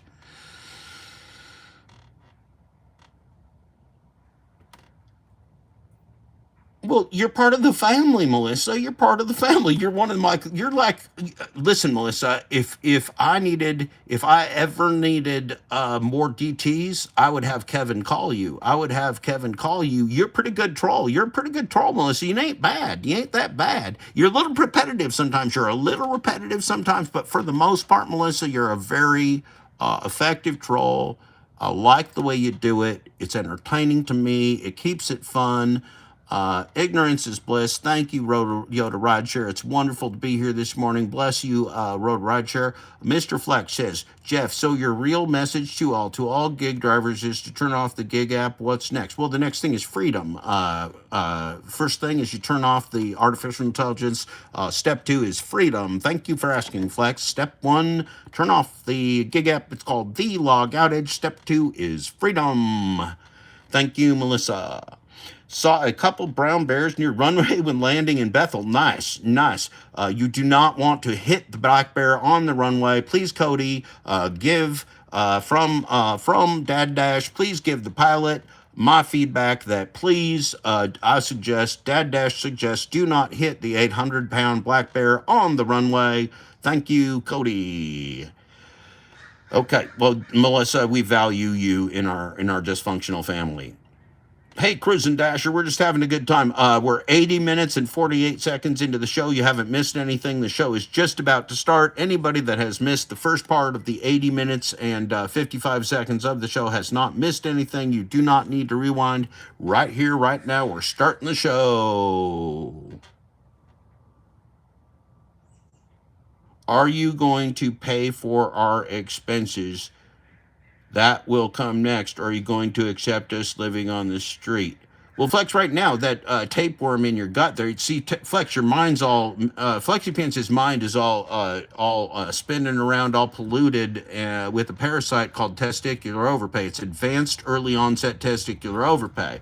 So Flexi Pants has a DoorDash tapeworm, has a gig app tapeworm in his system, sucking up all his nutrients, everything he eats, it's stealing it. So there's no blood going to his brain. There's no food going to his brain. Then Flexi Pants has one of them corporate butt plugs right up the backside. Flexi Pants has a closed system. He is one of the organized criminals from the old gang suffering from severe early onset testicular overpay. It is tragic. It is tragic. I'm glad you're working, Cruisin' Dasher. You drive safely. Keep your head on that swivel. Do not be like a Flexi Pants. Pay attention to the environment around you. Mr. Flex, stop being and go make your money glitching, bro, and faking hard work. Yes, Mr. Flexi Pants is an extensively wonderful broadcaster. You can look at Mr. Flexi Pants drive a Cobb-tuned Subaru mailbox around for hours. Thank you, Mr. Flexi Pants and the Flexi Pants Lounge family. Let's see, what do we got here? Are you going to pay for expenses? Yeah, no, okay, so Flexi Pants, so the end of the story is that you shit out, the corporate tapeworm has to die, you pull the butt plug out, you shit it out, you get treatment for your testicular overpay, and there's more money for everybody. There's more money for the local economy, for the restaurants, for the drivers, and the consumers, Flexi Pants, because DoorDash and the other gig apps, they're just stealing all the money like a corporate tapeworm. They're just sucking up all the nutrients like a parasite. So Flexi Pants, when that parasite dies, you're going to feel so much better. I know you love that tapeworm living in you. I know you love it. I know you named it. I know that you feed it. You're like Frank on Always Sunny with Philadelphia. Always Sunny with Philadelphia. Very sunny show. Always Sunny with Philadelphia. Frank got himself a tapeworm and Charlie got jealous. And so one of my theories, Mr. Flex, is that Always Cherry Pick could have been jealous of your tapeworm and how much you love your corporate tapeworm that lives inside you, Mr. Flex. But you got to let it die and you got to shit it out. You know, what happened in Always Sunny in Philadelphia is that Charlie fed Frank some poison chocolate to kill Frank's tapeworm because Charlie was jealous. And so, Mr. Flexi Pants, what I'm saying is that somebody could feed you, even yourself, you could feed yourself some poison chocolate, poison that tapeworm in your system, kill it, shit it out, and then your relationships with the corporate world will get better, Flexi Pants. So that's what I got for you this morning.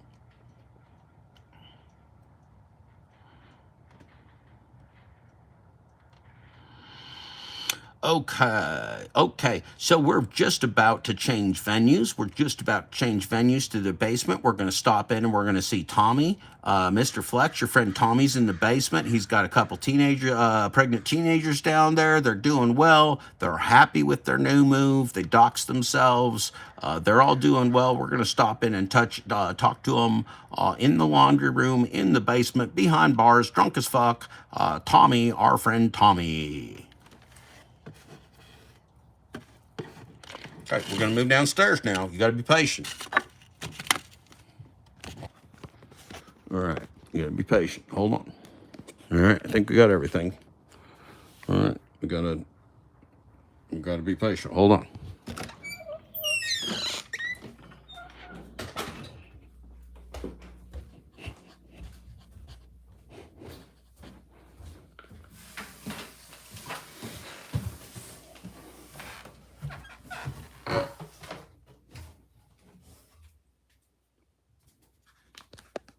Tommy, you in here?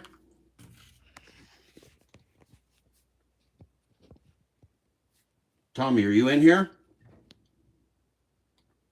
Yeah, Jeff, I'm in here. I was taking a nap and getting a drink.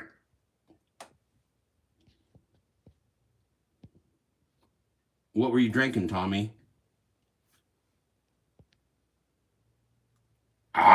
This morning I got up and I had some whiskey on my Cheerios, and then I had a glass of beer and milk, and gave my pregnant girlfriend a glass of sparkling water. Well, that's great. That's great, Tommy. How are you liking life in the closet in my basement? Now that you doxed yourself, you were so obsessed with my basement. You wanted to be in my basement more than anything else in the entire world, Tommy. Are you happy in my basement? Well, yeah, Jeff, this is really like a dream come true. I have been so fucking hammered ever since I moved into your basement. It's like a non-stop cavalcade of family fun. I got myself bars on the cage. I don't have to worry about myself getting out at night. I got myself at least 2 pregnant teenage girls at all times. They are of age, but they are still teenagers. We like to keep them young. We like to keep them fresh. I drive for a living, and I like to make sure that the young women that I impregnate with my whiskey dick, I like to make sure that they're kept overwatched nicely, and that's what I do with most of my drunken time. Well, that's great, Tommy. So, Tommy, I got a question for you. I'm sorry, Cruisin' Dasher. Tommy, Cruisin' Dasher has to leave. Is there anything you'd like to say to Cruisin' Dasher? Well, Cruisin' Dasher, I don't know you, but if you would like to log into my channel, if you'd like to come onto the Tommy channel on YouTube, I would be willing to threaten you and dox you, or take donations to find you and meet you on a nature trail to attack you and your family. Cruisin' Dasher, thank you for your warm welcome to the family on this side of the aisle. I can't tell you I was lonely in the Flexi Pants Lounge ever since I moved into JTB's basement with my pregnant teenage girlfriends. I just feel like things have turned around for me. It's a dream come true. Wow, Tommy, I'm just happy for you. We're all happy for you, and we welcome you to the family on this side of the aisle. Tommy, do you have any last words for the day? I gotta go. I gotta do a P glitch, Tommy. I gotta do a P glitch and then glitch fee, and then we'll go on the bigger computer for the people. We'll show them more than just a bunch of old guys with beards talking on the interwebs. Well, Jeff, I appreciate it. I'm glad you stopped by this morning. Every morning I want to threaten you. It just makes my day. I wake up and I think, like, how big is Jeff Black's microphone today? And what is he doing in the basement? And so now that I'm in your basement, it's just a dream come true. I can sit around, I can drink as much as I want, and I know exactly how big your microphone is and exactly the location of your basement because I'm in it. Okay, well, Tommy, I mean, it's great to talk to you. Everybody loves you. We welcome you to the family. I got to do a glitch B. Thanks, Tommy. Have a great afternoon and day. Tommy, Tommy, Tommy, Tommy, Tommy, Tommy, Tommy, Tommy, Tommy, Tommy, Tommy, Tommy, Tommy, Tommy, Tommy. Okay, who's ready for a glitch P? Who's ready for a glitch P? We're going to have a glitch P. You ready? We're going to have a glitch P. It's glitch P time. Okay, you can't see it. You can't see it. You can't smell it unless you're a Bigfoot Dasher. It's glitch P time.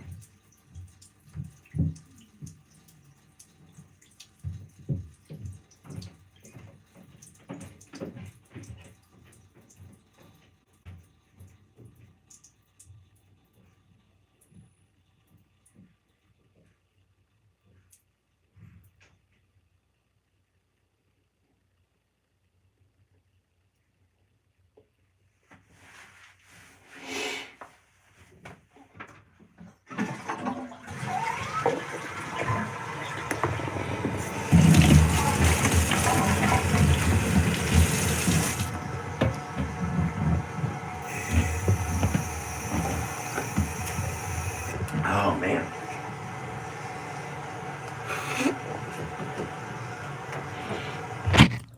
Okay, so we're at a critical juncture in the show. Hold on. I gotta wipe my,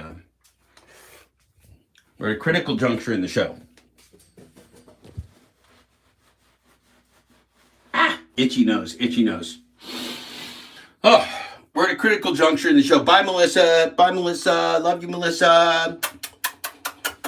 Okay, we're at a critical juncture in the show.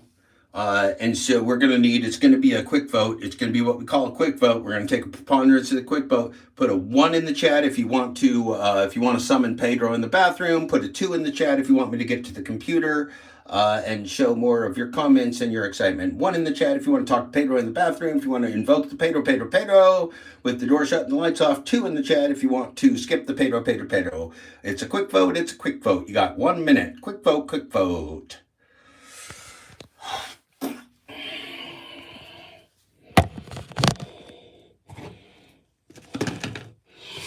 Eli, you cannot invoke Eli in the bathroom. I'm sorry, Thunder. I'm not magic. I'm just a regular human being. I am not magic. I do not have summoning powers. Only Pedro can be called to the bathroom, as far as I know. Okay, Blaze wants a Pedro. Blaze wants to take a Pedro. Yeah, we're in the basement. We're in the basement bathroom. It's the basement bathroom. Yeah, thank you, Thunder, for clarifying. It's just we're right down the hall from Tommy. Tommy has a bathroom too. We let Tommy go to the bathroom. I mean, for all I know, Tommy could summon Pedro. I don't go in Tommy's cage. I don't go behind the bars. I don't go inside with Tommy and the girls and the women. Okay, it looks like our quick vote. Is a rousing number 1. A rousing number 1. We're going to take a rousing number 1. Thank you, rousing number 1. Thank you. Thank you. Rousing number one. Rousing number one. Yeah, Thunder, you never know. I think Eli's down in San Francisco. Eli is not, or in the Bay Area, maybe like Redland, Redding. I don't think he's in the bathroom. I don't think he is in the bathroom here. He is not able to be summoned by Pedro. As far as I like Pedro, as far as I know. Thank you for the quick vote. We need to have a smoke. One of the traditions that we have. We got to hotbox the Pedro. Let's hotbox the Pedro. We're gonna close the door. We're gonna hotbox the Pedro. Let's do ourselves some hotboxing. Hotbox. Who likes a hotbox? You like a hotbox. I like a hotbox. We all like a hotbox. Yeah, I will not ban you for asking logical questions, Thunder. Thank you. I will not ban anyone for asking. I don't even ban flexi pants. If you don't ban flexi pants, you don't ban anybody. Now look, we got to give. Pedro's going to need a puff, and Pedro can't smoke in the mirror. So we got to do Pedro a solid. Here. Puff, puff, puff, puff. Pedro pass. Puff, puff. Pedro pass.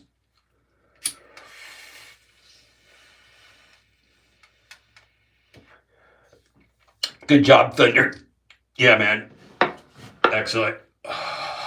Let's hotbox it for Pedro. Let's go. Come on. We got to work harder. Everybody hotbox for Pedro. Look. You see, that's like magic Pedro smoke. See how that works? It's like a psychedelic experience. If anybody has any questions for Pedro, put them in the chat here. Put them in the chat so I can read them before we go dark, if you will. If you want to ask Pedro about Eli, you can. I think Pedro's already commented on Eli, but you can ask if you got questions. You got to ask a real question. Though. Eli Eli is not a question. There's no question. Even if you put a question mark on it, Thunder, that's not a question. It's just a statement of Eli. I mean, I guess Eli could be a question. It's not a question I can answer. It's not a question that Pedro can answer. Pedro's not that smart. You're asking if it's like a philosophical question, Pedro's not philosophical. Pedro's a narcissist. He can't ask what is Eli? Pedro can't go there. All Pedro would be able to go is oh, Eli's a dude. And that's just not insightful. It's not an interesting question. What conditioner shampoo do you use? Oh, Pedro, you want to know? Oh, goodness. Wow. That's hard. That's a burning question, Kevin. That's a good question. That is a good question, Kevin. It's a really good question. Kevin, have you called your mother-in-law and told her what's going on?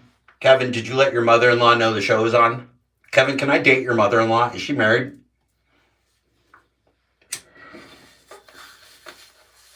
With your hair, I bet you got a good-looking mother-in-law, Kevin. With your hair, I bet you got a fine-looking mother-in-law. Do you have a gilf, Kevin? Kevin, you got a gilf around old Dad Dash could meet up with?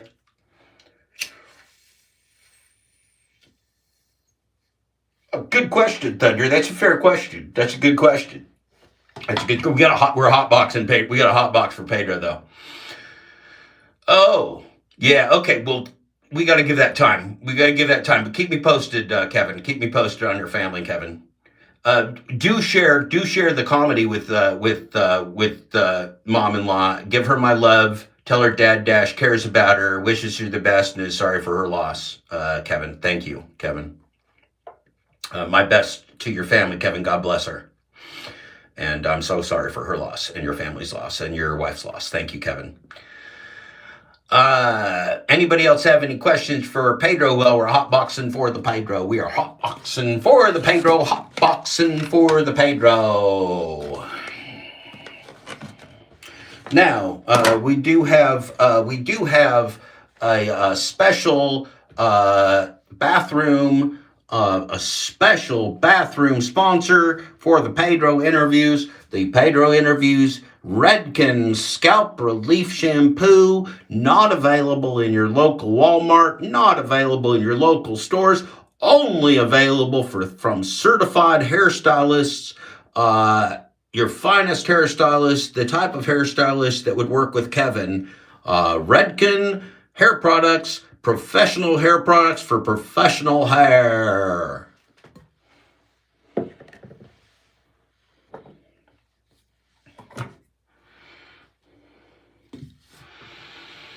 Okay, that's a good question. That's a good question. I like this. These are good questions. Somebody else got questions? I mean, Thunder and Gig Drive and Thrive are coming up with all the good questions. Okay. Yeah, you can chant. You can say Eli, Eli, Eli as many times as you want. He's not going to appear in the mirror. I tried that. I've tried it with other people too. Thunder. It just doesn't work. It just doesn't work. It only works with Pedro, at least for me. I'm not really. I'm not really a psychic, Thunder. I have special powers in the gig app game world. Is what it comes down to. I'm like a game wizard. I'm like a game wizard. Yeah, it's fair. It's fair. It's a fair question. It's a fair question. Fair question. Fair question. All right, one more hot box for Pedro, then we're going to have to go lights out. We're going to have to go lights out, Pedro on. Lights out, Pedro on. Lights out, Pedro on. Okay, so we got two solid questions. Okay, we got Eli, life coaches, shutting videos down, having our girlfriends on the internet. Not from the gig economy, that's fine. We don't need you to be from us to treat us well and with respect, and you're welcome here in our community. Thunder, we love you. We love Thunder. What conditioner shampoo do you? Okay, let's go. Okay, we're going to have ourselves a little seance last gasp effort here.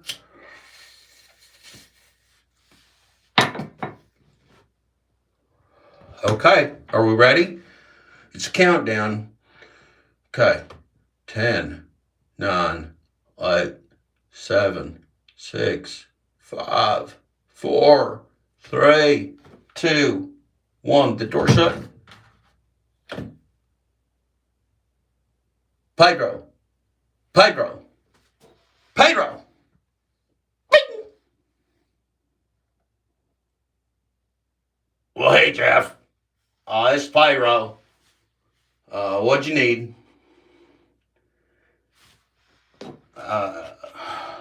Jeff, it's Pedro.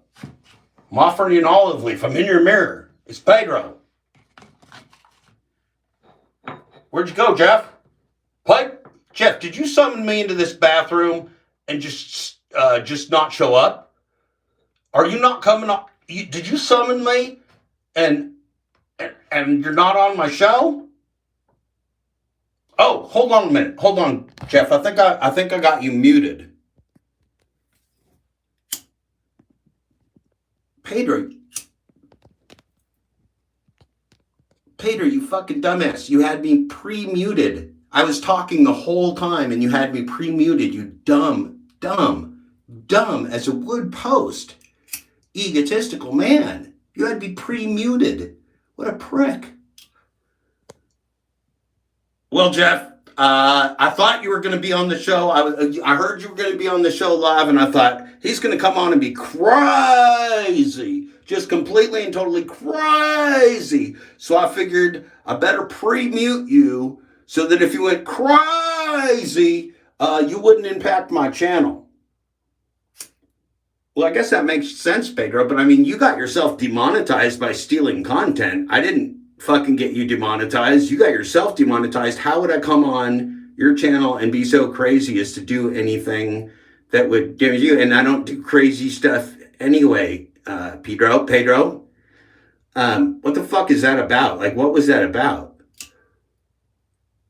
Well, Jeff, it's really a matter of, as a cult leader, as a born leader, as a person with Jesus hair, I need to be able to control all conversations. So everybody starts out with me on a mute basis. You all start out on a muted basis. Then you earn the right to get my audience and to be unmuted for a short period of time before I mute you again.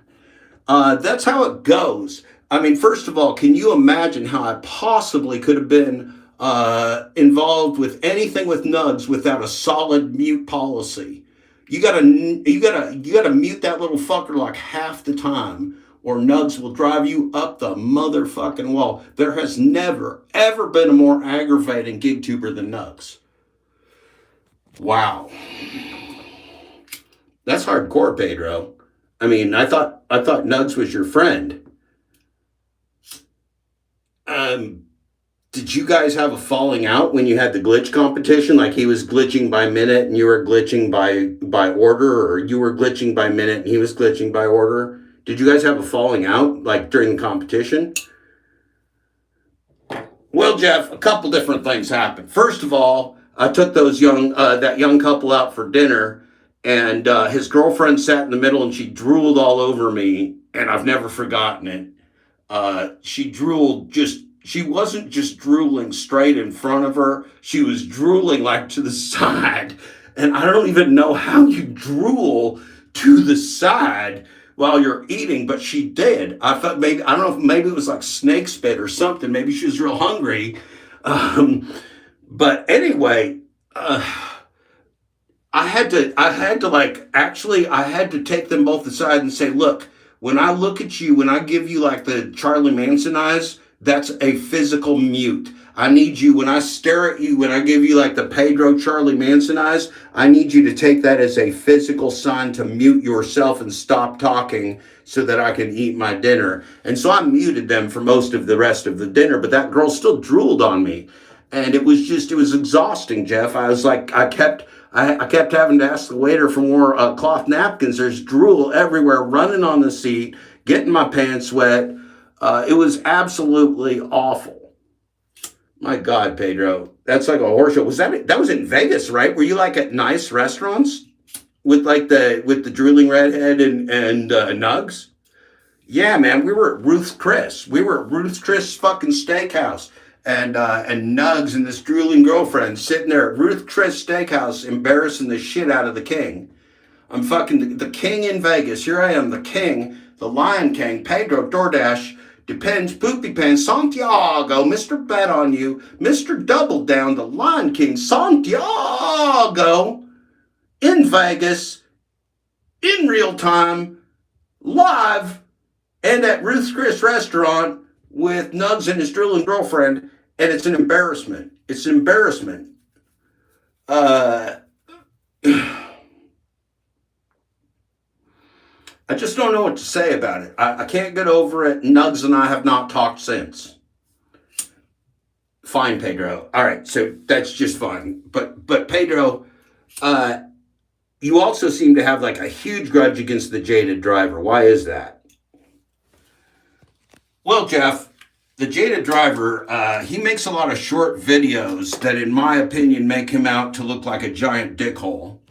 And as a giant dickhole, he looks like a very tall dickhole and a giant dickhole. And so I've just hated that guy. Then he puts comments in my chat, trolls me with opinions about my content, and uses my name in vain. I find the jaded driver to be just a distasteful individual. He's not welcome in my chat. He's not welcome in my community. Don't make me mute him, bro. Don't make me mute the jaded driver, bro. Just tell him to stay away from me, bro. Wow. Okay, Pedro. I mean, you and the fucking jaded driver, man. You guys are both like little tender corn niblets, man. Every time somebody touches you, you fucking squirt like a little girl. I don't know what the fuck the deal is with that shit, but fine. You and the jaded driver just have your little like thing going. I can't take any more of your bullshit, dude. You and the fucking jaded driver. Well, thanks, Jeff. It's a personal thing with me and the jaded driver. The guy's just jaded, and I don't like jaded people. I'm a very high motivation individual.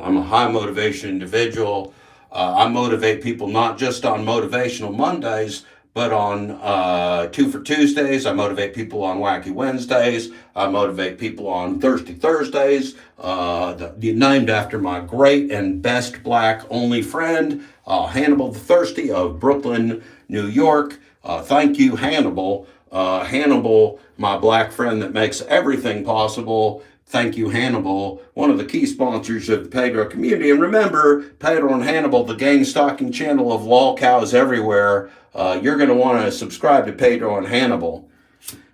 Oh, great, Pedro. Thanks for the shameless plug. I didn't invite you to fucking plug your gang stalking show in my bathroom, Pedro. You're a real dick, Pedro. Well, Jeff, you got to take the opportunities as they come, and this opportunity comes from you. And so I'm just going to tell you that me and Hannibal got the finest gang stalking lol cow show on the YouTubes. We talk about Beyonce. We talk about gang stalking. We go talk about nature trails, basketball contracts, pop star murders, biggies, smallies, big tits, small tits, lol cows, coaches, not coaches, video game players, video game lol cows, and video games with common misconceptions about sexuality and gender identification. It's a wide-ranging show that me and my black friend Hannibal from Brooklyn, we just send it home. We send it home for the people. Out of our 100,000 subscribers, we've got a full 15 people watching the show every week. It's growing and thriving. Wow, Pedro, that's great. I'm glad you and Hannibal have a new thing going. It's excellent. It seems like you're super bored of the gig economy. Like you don't even give a fuck anymore. Like you're selling hugs and Jesus hair touches with special packages in October. Can you tell us about the package? Well, sure, Jeff. The October package is tremendous. The October package may be one of the best opportunities in the history of the Pedro cult. Pedro DoorDash Santiago cult. For $49.99, you get yourself a hug from me, to you, on you, from me, a Pedro DoorDash depends, Poopy Pan Santiago, Mr. Bet on You, Mr. Double Down, the Lion King Santiago hug. Now, for an extra $20, that makes it $69.99. You can get yourself included with that a hair touch, a touch of the Jesus hair. That is not available alone. There's a minimum $50 purchase. You cannot touch the Jesus hair unless you get the package. You cannot touch the Jesus hair for any price, only with the package, with the Pedro hug. Now, you get yourself the Pedro hug and the $20 Jesus hair package. Normally, you would have to pay another $69.99 for a total of $138.98 for the commemorative photo, Jesus hair touch, and Pedro hug package. During the month of October, we do have a special half off. $69.99 comes with the commemorative photo. With the commemorative photo, you get yourself your Pedro hug, you get your Jesus hair touch, and you get yourself a commemorative photo, all for $69.99. Do not let this opportunity pass you by. Wow, that's a lot, man. Pedro, you're a marketing animal, a marketing genius almost. I think it's amazing. It's really good. It's really good. It's a lot. That's a lot of branding. Well, Jeff, the Depends sponsorship is really stepping up since DoorDash is receding a little bit. I'm thinking about kicking DoorDash out of the corporate throuple, just going full on with Depends and cult and cult leadership. I was really disappointed in the election results yesterday. I felt like my father, Charlie Manson, being dead since 2017, had no business getting in on a modern day election with me. I felt like it was an unfair election, like we made it a recount. I have called the My Pillow guy, that Mike, My Pillow guy, asking for him to do an investigation into the condom counts and sock accounts on you, Rube, to determine if, in fact, the selection of Charlie Manson, dead since 2017, over me as the gig economy cult icon for the community. We believe there may have been shenanigans in the voting mechanics of YouTube. Holy shit, Pedro, do the scandals never end? Do the scandals never end? I mean, now you're saying there's voter fraud within the gig economy community on YouTube? Well, yeah, Jeff, it's clear. I didn't win. I'm a born winner. I was born to win. I was not born to follow. I was born to be a Pedro. I've worked in the gambling industry. I've looked at food on plates. I've wiped plates. I've given plates to people. I've inflated my ego to the point where I can now go on the stages of the world and even write books which have not existed prior to my entrance into the planet. I'm going to write the first book after I take the stages of the world. Wow, Pedro. So are you telling me? So you're telling me that you're telling me that books don't exist, right? Like Jeff Thomas Black doesn't have a book. You'd give like $1 million if that guy had a book, right? But that you're going to write a book. You're going to write a book, Pedro. Books don't exist, but someday, after you take the stages of the world as the born leader of the world, you will write a book. Well, yeah, Jeff. Look, I'm Pedro. I've got powers. I'm a born leader. I'm a born thinker. I always level up. Every day I challenge myself to bet on myself. I'm betting multiple millions of dollars on myself to take the stages of the world to become an author. I am doubling down on that bet. I have named myself the Lion King Santiago, and I'm stepping up to the leadership position. Excuse me. Stepping up to the leadership position that I was born for. Okay. All right, Pedro, that's a lot. It's just always a lot with you. It's exhausting. Pedro, can you answer a couple audience questions? Well, I guess so. I mean, look, if you start out, if they're crazy, I'm going to have to go back to muting you, Jeff. Well, Pedro, they're not my questions, man. Like, why are you going to mute me if they're not my questions? Well, Jeff, if you start reading a question and get all crazy on my show, I mean, I'm here offering you an olive branch in your bathroom, Jeff. You get all crazy on my show. Well, I'm offering you this olive branch, Jeff, to come onto my channel where people will actually pay attention and watch the words that you're saying. I'm offering you this olive branch, and here you are being all crazy with questions. Pedro, why are you such a slow learner? I just told you they're not my questions. They're audience questions. We got a question from Kevin. We got ourselves a question from Thunder. They're not my questions, Pedro. Why are you incapable of learning?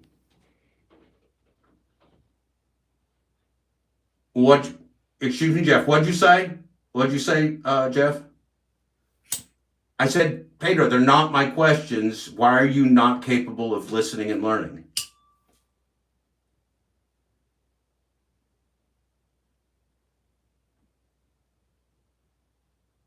I'm sorry, Jeff, I couldn't hear you. I muted you. I couldn't hear what you said.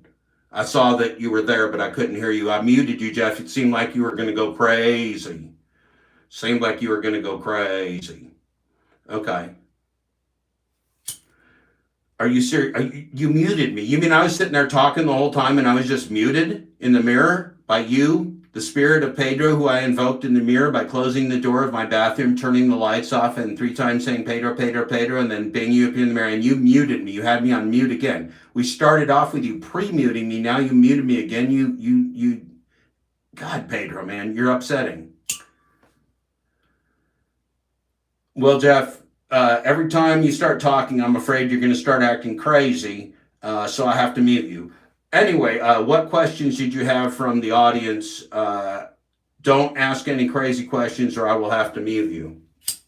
All right, Pedro. So the question one, Pedro, was from our correspondent, our DT, our designated troll, Kevin, Gig Drive and Thrive.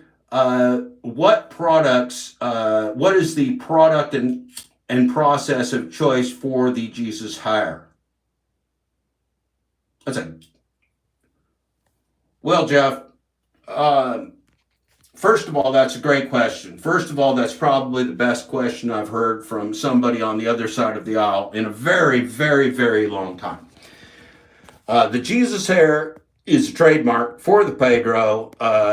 The accenting it, I like to accent it with multiple things, with black shirts, gold chains, long necks, beautiful beards, salt and pepper hair, gorgeous eyes, a piercing stare, lovely eyebrows, perfect ears, and a witty personality. So that's really how I view the hair game, is within the entire rubric of my greatness. Now, in terms of how do I actually, what type of jizz solution do I put in my hair? Um, the solution that I put in my hair, the jizz solution that I put in my hair, is something that I really don't share outside my tight circle of familiar organized criminal friends. So I'm sorry, Jeff, it's just not something that I'm going to be able to talk about today. Suffice to say that we have a club and you're not in it. My hair looks fabulous. It does look like Jesus hair. It does not look too dry. It does not look too wet. It does not look too crispy. It does not look too salty. It looks perfect. That's the Jesus hair. It's got a special type of jizz that only is known within our tightest circle of confidants in the Pedro, DoorDash, Glitch Pants, Poopy Pants, Depends, Santiago, Mr. Bet on You, Mr. Double Down, the Lion King, Santiago coaching family. Oh, whoa! Are you saying that your jizz hair products are actually part of the new Pedro monetization process, like hair jizz? Like there's hair mousse, there's hair spray, hair gel, and you got hair jizz? Well, yeah, Jeff, it's one of the innovations that we came up with in the cult. We figured, look, if we got to go to a desert island, to a tropical island, to an entire continent, wherever we got to go to have our cult free of your harassment, we're figuring we better bring our own hair products. That's how we invented, defined, chemicalized, mixed, and determined our patented formula for our Pedro's hair jizz. It's not available on the market yet, but we're thinking of slogans like, if Jesus had hair jizz, this is the hair jizz Jesus would have. Something along those lines. Wow. Man, Pedro, when Kevin asked that question, I didn't know that we were going to have a product announcement, but that's great news. That's exciting. And it seems like a self-sustaining hair jizz product would be kind of perfect for a cult if you were to go to an island. Well, that's strategy, Jeff. We believe in sustainability. We believe in sustainability and the proper hair products, regardless of the environment, having the proper hair products, regardless of the weather, of the hair products, of anything that's going on in the world. We feel like if we have our own hair product supply, we can maintain the Jesus hair with the right look, the right texture, the right moisture, and everything, so that it is perfectly touchable at all times. We do not want the cash cow of the Jesus hair to get sick or unwell in any way. We've got an entire team behind the jizz product of the Jesus Jizz hair product that will, of course, be available in our Amazon cult store someday. It's a lot, Pedro. It's just a lot. Okay, so we got another question. Another question from Thunder. Now look, I'm going to be, this is like a full dash closure thing, Pedro. I don't think Thunder likes Coach Eli. And so I think some of these questions have maybe some hits, but they're fair questions. Like, first of all, it's a two-part question. It's a two-part question. Part number one, what do you think of Eli's coaching? Number two, do you think Eli talks about having his partner online a lot? Do you think that's appropriate? Do you think that should happen or shouldn't happen? How do you feel all about that conversation, Pedro? Wow, those are burning questions.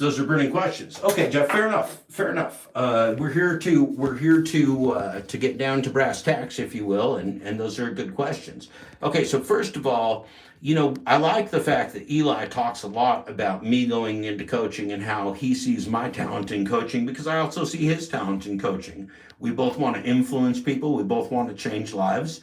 Eli wants to do that. I want to do that. We both have our own motivations. And so, I think on that way, even though we're kind of rivals, Jeff, that Eli and I both have some similar goals in terms of leading people. Now, you can always ask. It's always fair to ask, Jeff, because I'm a fair-minded Pedro in the mirror.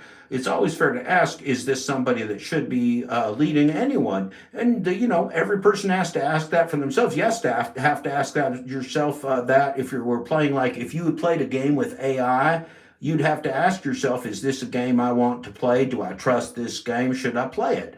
And the same thing goes for coaches. Like if you want my $49.99 hug, I really think you should talk to some other people that have had my $49.99 hugs and see how satisfying those hugs can be. I think you want to talk to some people that have touched my hair with the Hair Jizz product, see how soft and silky it is, what it's actually like to touch Jesus' hair. I think some research is fair. I think the same thing's fair for Eli. If you want to know what kind of coach Eli is, then talk to some people, do some reviews. I just don't think it's that complex of who's a coach and who's not a coach. Anybody can call themselves a coach. It just really matters what are your references, what are your skills, what's your personality, what's your content, all those things. It's a very complex thing, but it's not something that we can solve in the gig economy. People just have to make those decisions for themselves.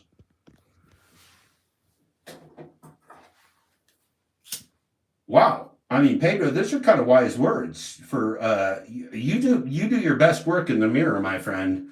Sometimes you do the your best work in the mirror. What's part two about your thoughts about Eli and your partner and his partner and who should and should not be on the interwebs? Well, Jeff, I think it's a very weird thing. I think it's a very weird thing that guys in a sausage party sit around and talk about their women. I think it's a really weird, dysfunctional thing that guys in a sausage party sit around and talk about their women Madison and sit around and talk about their women whatever their Dawn or whatever else, It's kind of a weird thing if you got to just always go around talking about your women. You should talk about something with more content, talk about yourself more, talk about what you're trying to accomplish, what the world's trying to accomplish. If you're just talking about your woman a lot, it just kind of becomes pedantic. Just in my opinion, as a Pedro in the mirror, it just becomes a bit pedantic. And so, if you got women crying on the YouTubes and all that kind of stuff and trolling and crying and stuff, it's my feeling as the Pedro in the mirror that that's just unnecessary and I don't want to do it. I don't want to see it and I don't want to do it. So that's kind of my Pedro in the mirror. That's as wise as I ever get, the Pedro in the mirror. And I guess that's all I have to say about that. Wow. The candid Pedro is a whole different Pedro. The candid Pedro is really a whole different Pedro. And I think that's a fair assessment, I think we all have people that we love in our lives. This is a sausage party. And so as a sausage party, we tend to think about our women as like off limits and untouchable and anything. And it's just a weird space. It's a weird space to bring people in that aren't really in and then use them as a focal point and then not use them as a focal point. It's just a weird space. I'm with you, Pedro, on this one. We both agree that it's kind of just a strange space to be in a lot.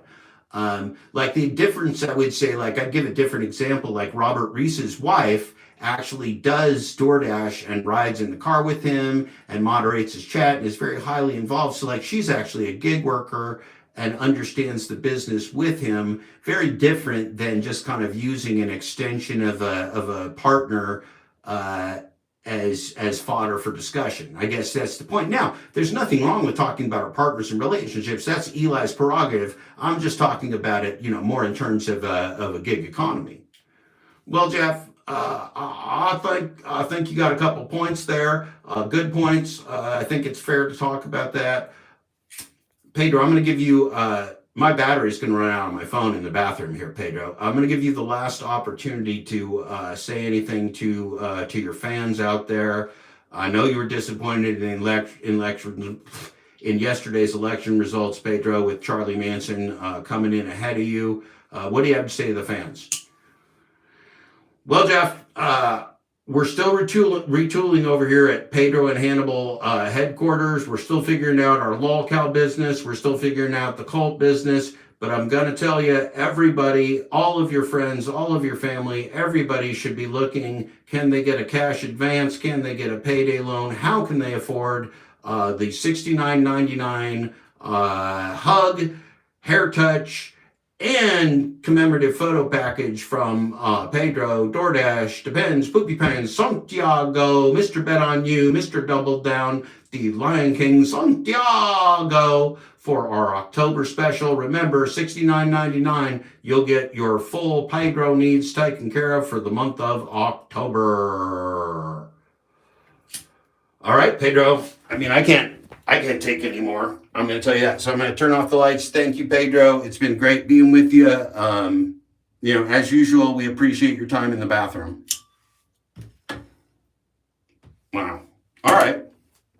Well, that was really something. That was really something. I don't know. I mean, look, Pedro is not the best answer of questions in a candid manner sometimes, and I thought he really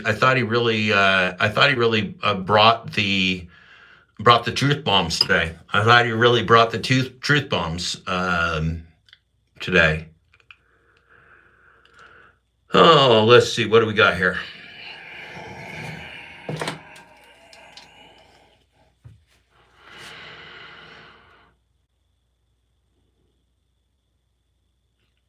Yeah, it's hard not to get your hands dirty with the Flexi Pants, Damian Blaze. Flexi Pants is just a messy mess. Okay, well, Thunder, we got your questions answered. You behaved just fine. It's not a problem. As long as the questions are fair, we'll get them answered for you. If it's not a fair question, then we'll tell you it's not a fair question. If it's a fair question, we'll answer them. Who's not a mess? Being judgmental doesn't get us far. You can call me a mess. You don't know shit about me. Maybe I am, maybe I'm not. You can call Eli a mess. You don't know shit about Eli. Maybe he is, maybe he's not. I don't know. Maybe we're all messes. Maybe we're all messy messes. We don't know. See, this is the thing. I guess that's what I'm trying to tell you with all this laughter, right? Stop being judgmental. Laugh at yourself. Laugh at other people. If you're taking Eli that seriously, you're taking Eli too seriously. He's just a guy. He could be the best coach in the world or the worst coach in the world. He's still a guy. I mean, does he have heads in his refrigerator? Is he an axe murderer? Is he a serial killer? I don't think so. Yeah, Damian Blaze, Flexi Pants. Flexi Pants is so confused. It's, we got to have empathy for Flexi Pants. We got to have the empathy for Flexi Pants. He's so confused. His cherry got juiced. He's lost his friends and his influence.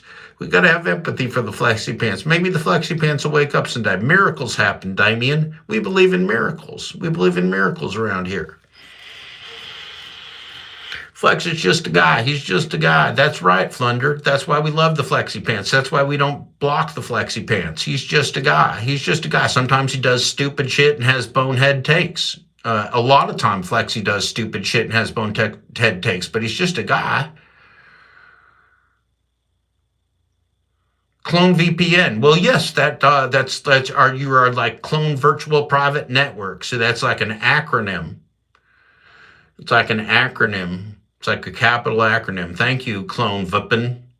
Thank you, Clone VPN. So it's pronounced Clone VPN then? Clone VPN? Yeah, okay, Clone VPN. Gotcha. Clone VPN.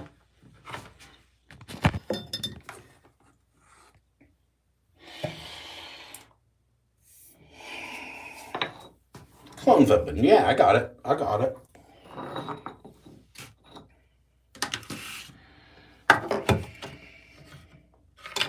Leroy Three Fingers upgrades. Do you think tubers like Rideshare Rodeo are blindly idealistic or actually grifters? Oh my God. Hey, Smell My Face. Good to see you. Oh, they're grifters. They're just grifters, man. They know exactly what's going on. Hotshare Hodio's in with the big money. Hotshare Hodio's in with the lobbyists, man. Hotshare Hodio's in with the Harry Campbells and the lobbyist type peoples with the corporate money, man. Hotshare Hodio, Steve Johnson's in on it, man. He loves that. He loves that stuff. It's wonderful. Issue with Flex? I don't have any issue with Flex. Flexi Pants lives in his own fantasy world. It's fine. We don't mind. I don't have any issue with Flex. Flexi Pants just has his blind. Oh, you're talking to Damien. I got it. You weren't talking to me. You're talking to Damien. I got it. Never mind. I'm sorry. I'm getting involved in the wrong conversation here. Getting involved in the wrong conversation. All right, hold on. We're coming along. We're coming along.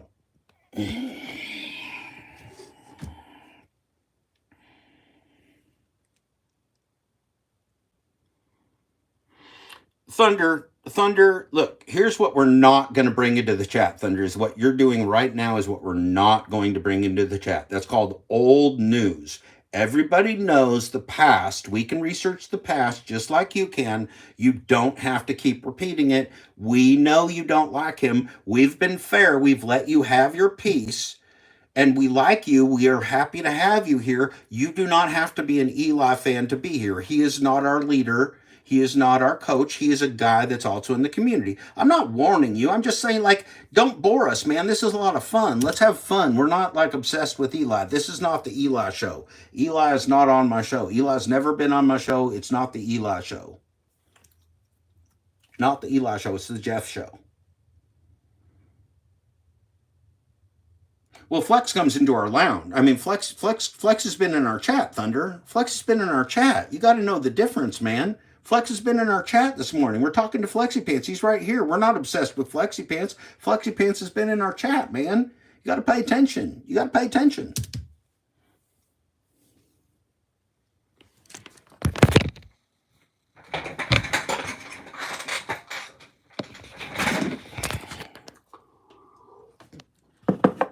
Okay. Jeepers creepers, jeepers creatures. I know. Okay, that's fine, Thunder. You're allowed to learn. You're allowed to learn. We're here to learn.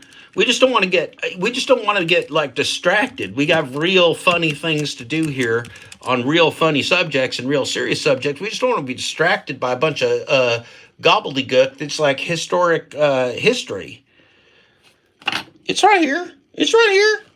Yeah, I burned a hole in my Tupperware. Could have burned the house down. Burned a hole in the Tupperware. It's got a hole in it. Look at how I'm living large.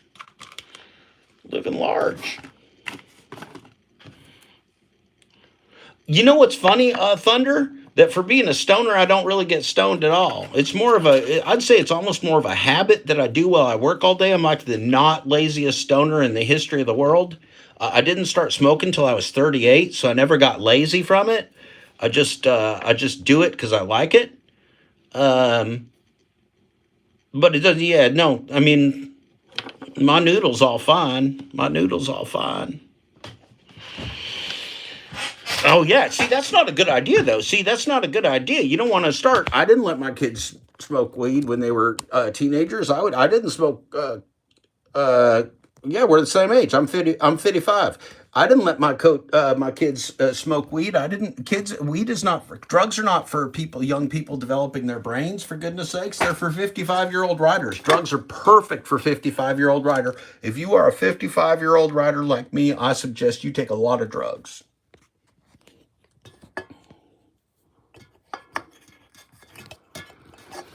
I'm joking about that. I don't really suggest you do a lot of drugs, but that's your choice. And I'm an old man. I can do whatever the fuck I want. Because I'm old. And that's the beauty of living to be old, is that then you get to do what you want. All right. I'm trying to get you set up here so that I can get my shit together. Because we moved downstairs. We've been talking with, my goodness, we talked with Nugs, we talked with Tommy, we talked with Pedro. This has been a heck of a morning. This has been a cavalcade of family fun. Been an absolute cavalcade of family fun. Oh, you threw your bike on my lawn. Well, that's fine, Kevin. You'll see if you get your bike back. Fuck around and find out, Kevin. Find out and fuck around. See if you get your bike back. You might have to mow the lawn to get your bike back. I don't like to mow the lawn anymore. I get tired. You might have to mow the lawn to get your bike back, Kevin.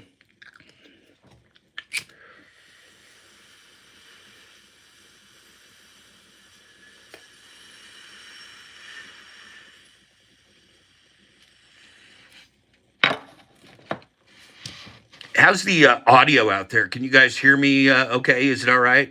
sometimes I watch back and check on things on the long streams on the interwebs, and I'm like, I go to a spot and like the audio's all shitty. I'm like, well, why is the audio all shitty? Okay, good. Thank you. Thank you.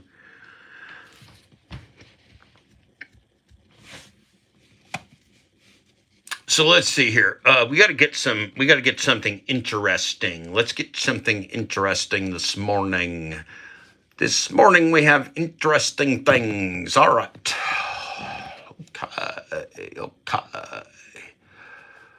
What do we have going? Excuse me. What do we have going on in our community? Community. We have a community right here. What do we have going on in the community? Let's look at the community. Oh, this is great. I like this a lot. So I didn't get to show you like the whole icon. So this is the thumbnail for today. So that's the thanks, Kevin. That's good. That's awesome. Thank you. We'll take a look at that. So there's Steve Zissou. That's Bill Murray. And there is me that's my cast photo for the new Friendliest Catch greenhorn picture. Very excited about that. So today is Dad Dash's Aquatic App Slave, Deadliest Catch, Glitchgate, Felonious Friday, Re-Education Colony. You are part of today's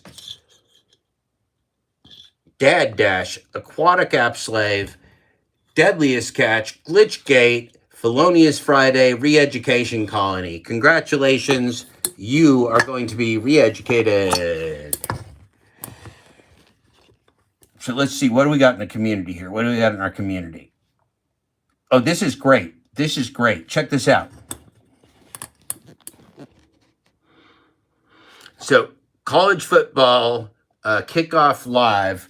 So watch this for a second. But Donovan, what year was that he got to Michigan? Okay, hold on. The guy's been there for 8 years? Yeah. Bama, Duke, Florida State, Utah, USC. But the big story right now, sign stealing in the Big Ten. Michigan, Jim Harbaugh under fire for something Kenton Jim Harbaugh says he had no idea about. Yeah, I'll tell you what, my pinky had no clue that my thumb picked up the cup today either. Everybody's confused these days. You know what I mean? I don't understand why everybody's after little old Jim Harbaugh, but I will tell you this. If he is, in fact, found guilty of these alleged violations, if he did, in fact, send a staffer to watch Brian Ferentz-led Iowa offense, and then he sent the staffer to watch Minnesota with PJ Fleck and rowing the boat. Ladies and gentlemen, he's a sicko. He's a sicko that has violated multiple international laws, and he needs to be on the watch list. All I'm saying is, if he violated these rules, he needs to have to go to everybody in his neighborhood, knock on the door and say, I'm Jim Harbaugh. I forced somebody to watch Brian Ferentz. That's all I'm saying. Dono, Well, how about that? And I said, cheat to win, plausible deniability with, you got a gaseous dog producing the gas for sniffers. And then we got a quote here, I'm in the dark, Pedro the Lion King. Thank you, Pedro the Lion King, for our YouTube Moral Center. Cheat to win. Keep your plausible deniability at your right-hand side at all times. But Donnie, what year was that he got to Michigan? This assistant coach got to Michigan. 2015. The guy's been there for 8 years. Yeah. The guy's been there for 8 years and one day woke up and said, I'm going to go underneath the head coach behind his back and I'm going to orchestrate this big whole deal. We're going to scout out opposing teams' signals. Kenton, none of this is making any sense. How about this, okay? I heard that Michigan State is looking for a new head coach. I'm hearing that Michigan may be looking for a new head coach. I've been in North Carolina for about a decade now. I told myself that I was going to avoid coaching. But if need be, I know that y'all got out of paying Mel Tucker $90 million or so. I know that U of M is probably going to get out of paying Harbaugh a ton of money as well. All I'm saying is, us three need to get out of this here recording booth and head on up to Michigan. Okay, I promise you, we'll run a clean program. We won't steal signs. We won't steal signs. I wouldn't know the first thing about how to steal a sign, so we're good. We won't steal anything but money from the programs. That's it. That's it. We'll get away with some legalized bank robbery. But very seriously, I don't understand what is going on with these coaches. That you are in a position where the world is in your hands. If you look at Michigan's roster, objectively speaking, they are a virtual all-star team compared to the rest of the conference, with the exclusion of Penn State and Ohio State. What are you doing? You don't need to do this. You are better than everybody by a mile. And the part that really blows me about this the most is Jim Harbaugh is a guy who prides himself on doing it the right way. Who talks about, some people were born on third base and think they hit a home run. Well, brother, if you illegally stole those bases, you're on third base too, and you didn't hit a triple. So I look at this situation, and it's very disappointing to me because, again, it's very similar to the Mel Tucker situation, and regardless of the legality of what has happened or whatever, this is still a black eye for your university. It's a black eye on your personal profile, and you're potentially forfeiting, and this is crazy to say, 8 figures. Yeah. 8 figures. Over what?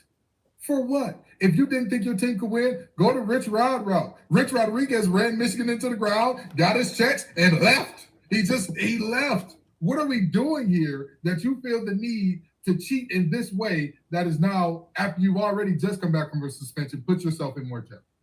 Yeah. Guys, before we look at the biggest games this week, though, I want to go back and give some credit where it's due to a team like Washington that went out against Oregon, who had some questionable coaching decisions and clock management there late. And Dono, the Huskies remain undefeated and look like a true playoff caliber.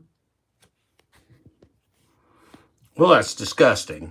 Huck the Fuskies, first of all. So what do we think about that? What do we think about cheating to win in college football when you're making 8-figure salaries? So an 8-figure salary means above $9,999,999. So you're making more than $9,999,999 per year, and you're cheating to win. Or if you're Mel Tucker, you're making that kind of money and you are having inappropriate sexual relational phone calls with somebody who is a former victim of predatory sexual behavior. That either way, that's very, very bad. That's bad. It looks bad for your career, bad for everyone. Why does everyone cheat to win? Why does the gig economy cheat to win? Why does Flexi Pants want to cheat to win? Why does the Lion King want to cheat to win? Why does everybody want to cheat to win while keeping plausible deniability and remaining in the dark about the crimes?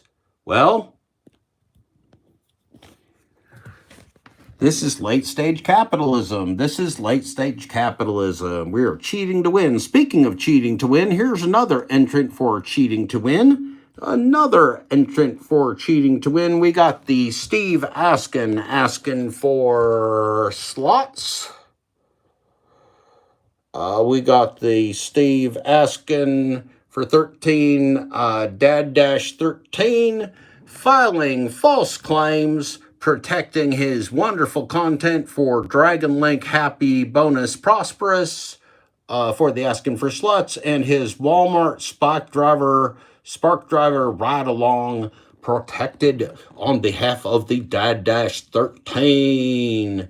Very, very important copyright legalities going on in our space. There will be illegal fireworks all over the false claims of the gig economy.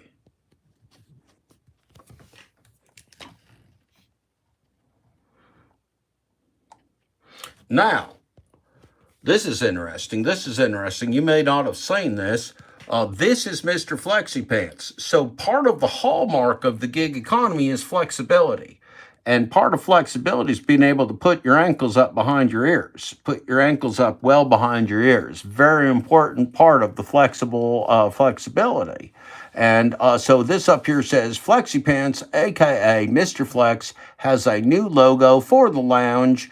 They call me Glitch Dash. I think it's great, and I have a career in marketing behind me. Consider me a fan. App slavery and flexibility are really synonymous. I can't wait to read Pedro's book. That's wonderful. Look at that flexibility of the gig economy, giving you everything you want in the experience that Tony Shu, CEO of DoorDash, wants you to have. Thank you, DoorDash.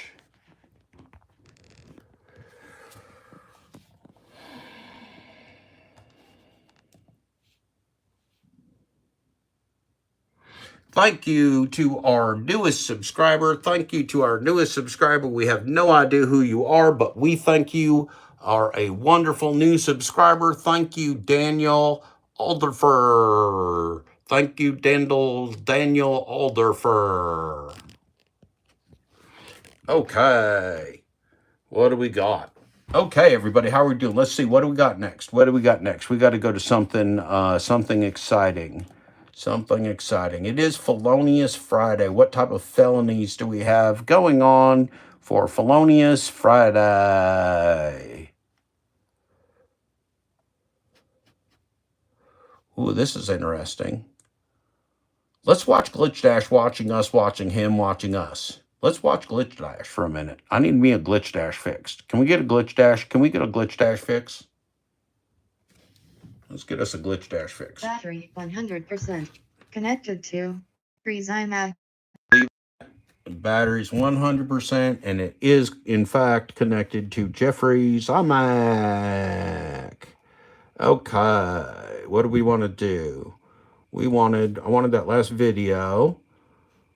Let's say, does Ask Torsion false flag comments by the Glitch Dash. I like that one. All right, let's.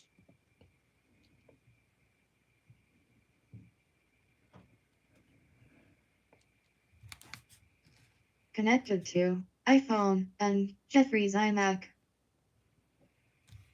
What do we got here? I hope y'all are going to have a good weekend here. Here we go. For spam, deceptive practices, and scam policies. That's funny, huh? You're talking about some hater shit. I mean, I'm just sitting there giving people, like, true advice on, hey, this is what we're talking about in the rideshare community. And this dude getting upset to the point where he's flagging my channel for spam, deceptive practices, and scam policies. Are you seeing this shit right now? It says, commenting pause to protect the community. Am I understanding this correctly? Uber Jeep Arizona posted something on Rideshare Professor's page, and Rideshare Professor flagged him down for spam? Could there have been some mistake here? Brian's video hit me in the feelers, bro. I feel it. I'm right there with you, man. It's Rideshare Professor's page, and Rideshare Professor flagged him down for spam. Could there have been some mistake here? Brian's video hit me in the feelers, bro. I feel it. I'm right there with you, man. It is a dark chapter in history for our people. So, like I said, man, it's a cautionary tale at the end of the day. So, I saw this last night. It's fucked up. I know, dude. We're about to get into it. Daniel Hernandez, does the glitch still work? That's a good question. Can anybody answer Daniel? Does anybody know the answer to Daniel's question? Welcome to the channel, by the way. Hope you're having a lovely Thursday night. Guess about with your Friday morning. So, hope you guys are ready to burn some midnight oil here. We got a long way to go. All right, this is a stunning revelation, man. I don't know what's going on here. Could there have been some mistake? I don't know. Let's see what's going on. This is some funny shit right here. So this is the comment that I left on the professor's channel when they were talking about, that rideshare stuff going on. This is the exact comment I left right here. This is the second comment I've left on this channel in about a week and a half. and it's the second flag I've got. The comment says, hang on, let me enhance it here. My beady little eyes. It says, been saying this for over a month. The news is slow, lol. We've been talking about avoiding F1 construction and detours on my channel, and the issue it's causing. Took the news a good 2 months to finally bring it up, lol. Slow media. That's why a lot of drivers on my channel that work in Vegas are still making $1,500 to $1,900 per week. We discussed this in real time. As it was happening for the last 2 months and help drivers to get around that area, decline strip trips and stay away from that area until the apps pay drivers properly. It's October 18th and they're just bringing it up. Lol, slow media. They're 2 months late. It's got 2 likes. Amber, I've never gotten flagged on Facebook, on YouTube for anything. This is the second flag I've got, and I've only left 2 comments on his channel. So it's coming from him. These flags are coming from the professor. That's how much hater shit is going on right now. The flag is coming from him. And I was wondering, whose page did I comment to get a flag on? Because they won't tell me. So what I did is I went back to his channel because I'm like, this is the second time it's happened. And this is the second time I've commented on his channel in the past week and a half. So it must be him. So I went to his channel. Is that right?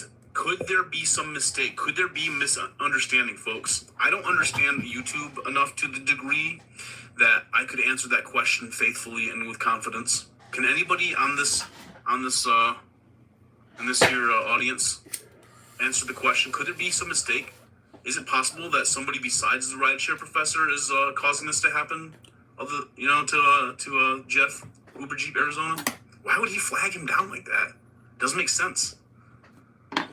This is not making any sense right now. Doesn't that add up, If anything I said in that comment is false, spam, scam, whatever, then, people would know that. You could just diss the comment I left. Now, watch when I go try to add a comment to it. Watch what happened.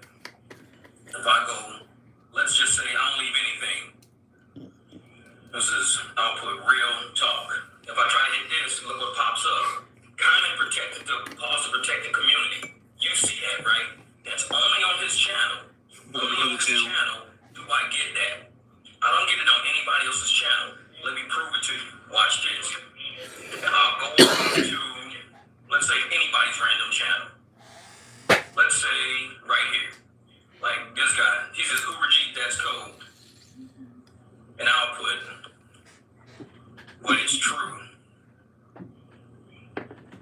And we were just talking about DJ Andy or whatever. Look, I put, but it's true. This is so crazy. So I can comment on anybody's channel. Anybody's channel. See, there's my comment. But all of a sudden, I can't comment on Professor's channel because... Millie says, I hope you feel better. Sorry you are depressed. And then Damian Blaze says, who's depressed? I was just saying I was experiencing some seasonal depression, He don't like the fact... It's been pretty gray and cloudy around here, doom and gloom type weather. So I took a little walk today, so I got a little bit of exercise, cleared my head, got some fresh air. So just got to, just get through it. So it is what it is. Anyway, thanks. I appreciate it. His channel when people are listening to me on Depressed from Brian's call video, dude. That shit is depressing, man. It is. It's depressing to think about, It's like it hurts your heart to think about. Unfortunately, everyone they sent updates automatically to your phones without you knowing. And yeah, exactly. They update. Yeah, I hear you. Yeah. That's right. Good point. Feel with that seasonal depression? Yeah, I know. Yeah, I'll get through it. I appreciate it. About making this money. That's some haters. Goes with the territory. To try to flag a comment that didn't have anything deceptive in it, any scam in it, anything against community standards in it. He flagged it just to give me a YouTube flag. Why the fuck would he do that, man? That's crazy. This is the kind of shit he's pulling with my channel, because he don't like my channel, and I call shit like it is. Why wouldn't the rideshare professor like Uber Jeep Arizona? This doesn't make any sense right now. What happened to the rideshare professor, man? Why is he? What is his attitude? Calling it like it is. He's a motherfucking hater. So just for me to comment on his channel, because I'm letting people know, hey, the news that you guys are talking about over here. Uber Jeep Arizona bringing that fire talk, real talk. Right. Jay, hope it's just a misunderstanding because I like him too, man. Like I think he's like one of the. I always thought it was one of the top channels, Matthew. You know what I mean? It's like, I'm trying to understand, is it possible that somebody else could be causing this? But it doesn't make sense, Rideshare Professor, you know what I mean? He would be, if it was happening on Rideshare Professor's channel, then it stands to reason that it's the Rideshare Professor himself doing it, correct? Oh, gotcha. Just listen to some music as you walk. Yeah, that's what I was doing. Yeah, good call, man. Good call. It's funny you mentioned that. Riding a bike around town. Yeah, I don't have a bike, but yeah, I hear you. Go to the gym with working out. Yeah.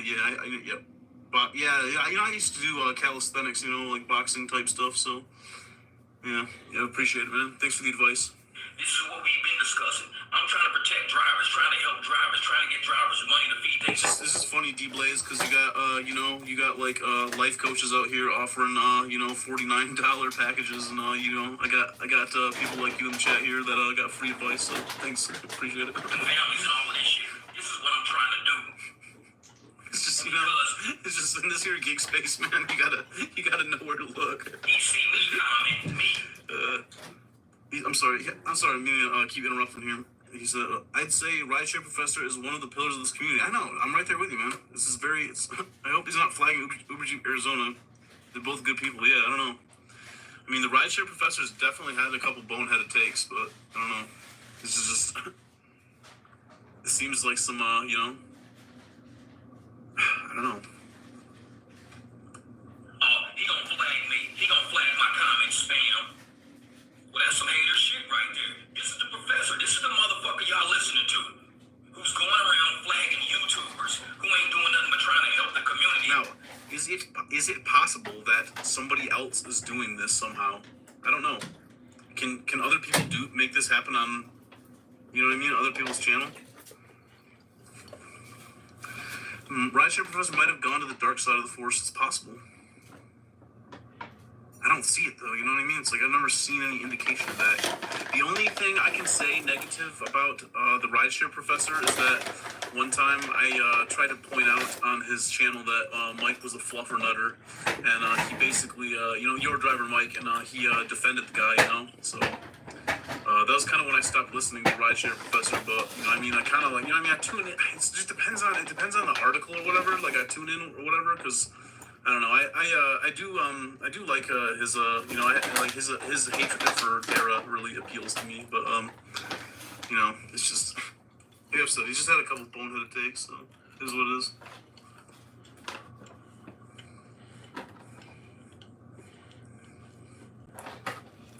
Yeah, I hear you, Matthew. It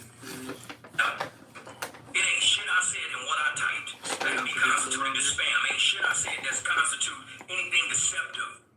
And it's only help drivers that I know in Vegas for them to say, I'm going to do something different instead of going to the strip. Because even the news is saying it. Even drivers in Vegas are saying it now. The strip is chaotic. It's getting people deactivated. We're losing money. We're getting dinged. They're saying that on that video that he's got on his channel. And all I said was, this is what we've been discussing on my channel already. We've been trying to help people get around that problem. Yet he flags my shit for spam, deceptive practices. Man, fuck that motherfucker. Kids need clothes that fit right to feel comfortable.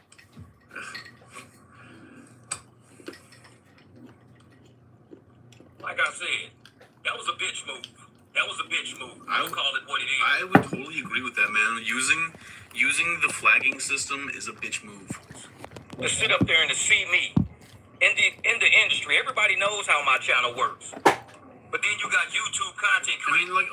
Let me qualify. Let me clarify that because you know what I mean. Like the flagging system is there for like a specific set of reasons, and this is not it. Like you know what I mean. It's like this is not what I'm talking about, Like using it in this manner is like what he's saying. It's a bitch move. It is, and filing false DMCAs and false copyright strikes. You know what I mean? It's all this bullshit, dude. It's just so nonsensical. There's big channels like that. Big channels. Hating on a small channel because they see small.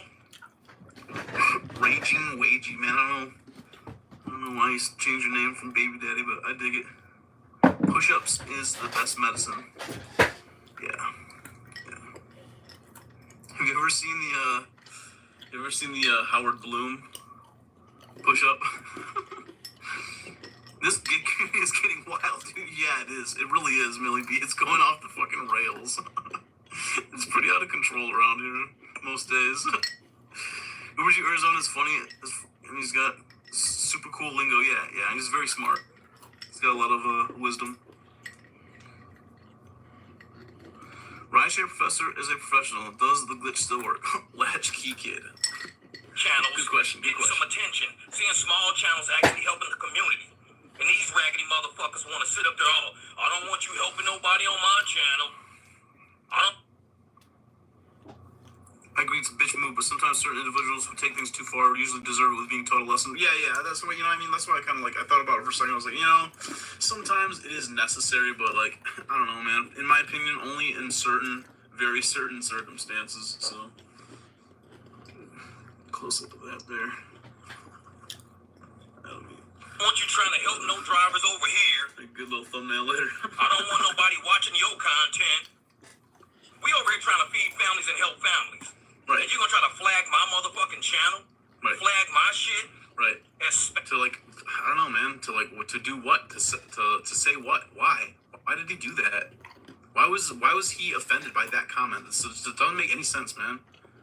Is he just mad because okay, so I'm trying to understand this. Was the Rideshare Professor mad that he was behind the curve and that Jeff was pointing it out? As against community guidelines? All because it's not all about you? We see you sitting around on Sergio's when Sergio had David Richer on there. We see you in the comments over there licking his balls and shit. You don't even like Sergio. You don't even talk to Sergio like that. Don't even try to be fake and phony now. You've been talking all this shit about all these YouTube channels and how ain't nobody doing nothing, trying to call Sergio and them out all. Well, the rideshare guy needs to step up. All these people need to step up. They need to step up if they don't. It was a decent comment. Yeah, it was a true comment. It was some true shit, man. Step up. They're cowards. They're spineless. They need to step up. Then he do something your raggedy ass can't do. He get David Richer on the line. And your ass in there, oh shit, how can I get in on this? How can I power play this? Hate on that little baby ass channel called Uber GPZ. That's how you get in. Hate on that little. I mean, let's be real. In this gig space, it ain't no baby channel. But like in terms of like compared to Rideshare Professor, yeah, he got like 1/10 of the viewership, or the subs rather. Channel. That little motherfucker with not even 6,000 subs will get the same amount of views your raggedy ass get. Right. Hate on that That's what I was gonna say. That's what you do. If you want to be on my team, you want to be on Team Sergio, hate on that little motherfucking channel. I ain't nobody. I ain't never claimed to be nobody. I'm saying. Well, you might, you know what I mean? It's like you have that perception of yourself, but people around this community have a lot of respect for this man. They're doing just like everybody else is doing, letting people know how these apps are screwing us over. How drivers can go out there and actually make a profit so they can take care of their fucking families. I'm telling people in the comment I made that, hey man, on my channel, we've been talking about this for a couple of months. See, this is the thing about the Rideshare Professor. He's slow. The motherfucker is short bus. He's slow.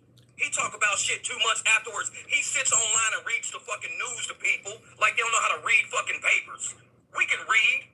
We don't need your monkey ass sitting up there trying to read to us. Every time I see one of his videos, first thing is, let me pull this up and let me read this with you. His comment ain't shit, but like his goddamn 3rd grade reading class. Dude, he's not wrong, man. A lot of these gig tubers, like they get up here and they just start reading articles, just regurgitating shit, man. It's just like, could you at least like add some sprinkle in your 2 cents, chime in in between sentences and say, provide some commentary and context and you know what I mean, put offer some insights, these guys are supposed to be the foremost leading experts of the gig space and the gig economy, and then you know what I mean, it's they don't have not word one to say about it except for reading an article. It's just any of us could have done that shit, man. You know what I mean, any of us could just get on Google and just type in whatever we need, you know what I mean, the resources are all there, we can find whatever articles we need, just we need answers.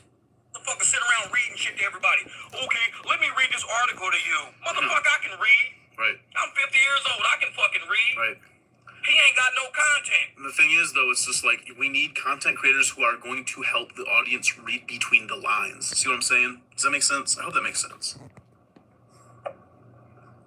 To interpret the information and just put it into perspective and shit. I think he the news channel. He think he really above shit. We've been talking about this shit 2 months before. So anybody on my channel that's been discussing Vegas, the F1 traffic, the construction, they all know it because we sit and we discuss it on my channel. Right. We talk about Now, why was Uber Jeep Arizona and the crew, I don't want to say his crew because it's like, just another section of our community, but like, why was Uber Jeep Arizona and the community ahead of the curve so far ahead of the curve than Rideshare Professor? Because he's so far removed from the situation, he's highly successful and runs his his like private limo businesses and such. The point is that Jeff and the rest of us, we're engaged in the work every day. We're out there in the streets, like doing the shit, so it's like we see it firsthand, So when there's like information in the community, it's like, yeah, we have it firsthand because it's like we're doing the work, So I don't know. The ways how you can still make money without it, and people that are going through it, they're talking about what they're going through on my channel. He know it. He ain't no slow motherfucker like. It's Torsten from Guyana. He's from South Africa. And he know what's going on my channel. So what does he do? He see me comment on the channel, letting people know, hey man, this is what we discussed. We're trying to help drivers out. This is what we've been discussing on my channel. The news is just kind of slow. Because I know him. He's a slow motherfucker. He waits for the news to say something to act like he's part of the news. He ain't part of the news. Motherfucker, you read the newspaper like everybody else. And yet your monkey ass gonna sit up there and find somebody who we preempted the news. We've been talking about this shit. We preempted the news.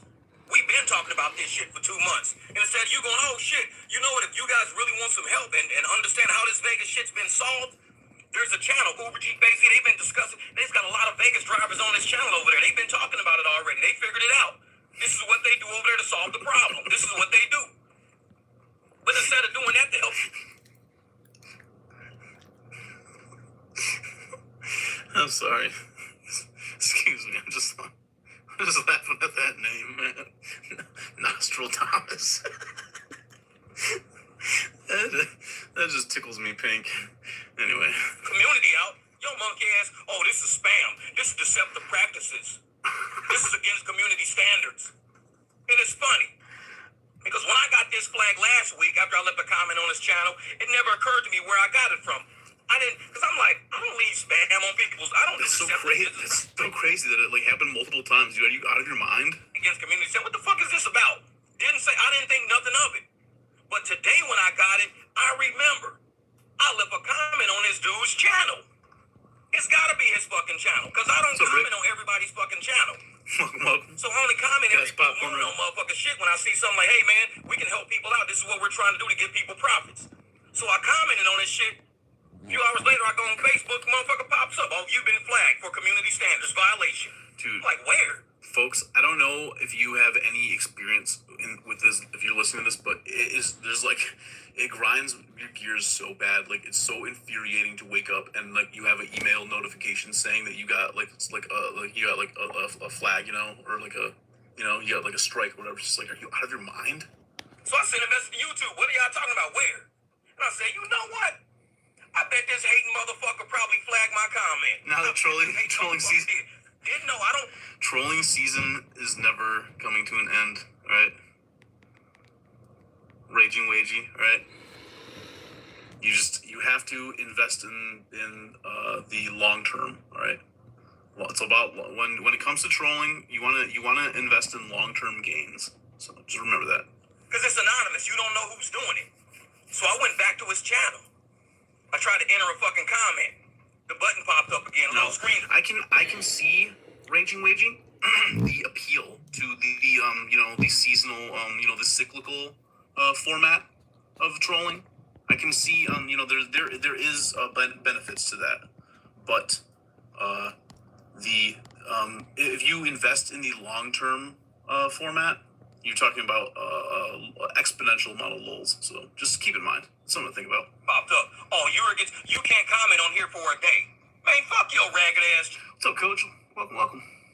Hey, everyone, I'll be listening, and we'll be in and out with comments. Cleaning around the house. All right, yeah. Catch up on chores around the house. It's always good. I myself need to catch up with a couple things around here, man. Mostly dishes, honestly. But anyway, it's always good to have you here. Let's see what else we got here. I control 24/7, 365. That's the idea.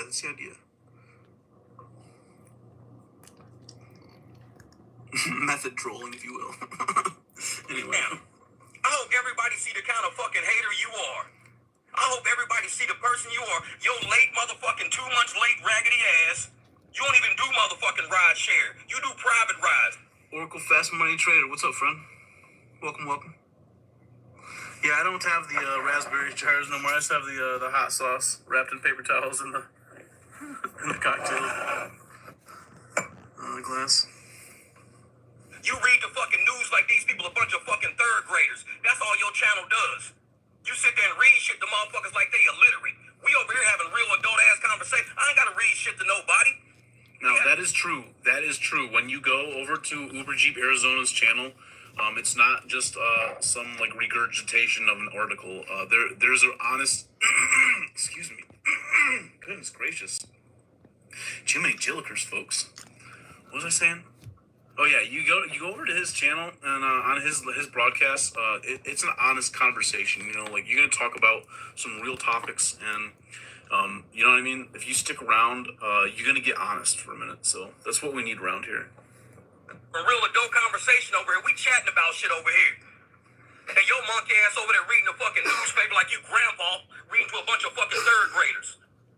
Ain't got the nerve to flag me because I said, hey man, the news is late about this. The news is late. We've been discussing this already. Oh, well, that's spam. That's spam. That's against community standards. Man, fuck you and your ragged ass channel. I got to comment on your shit. I'm starting to feel that way.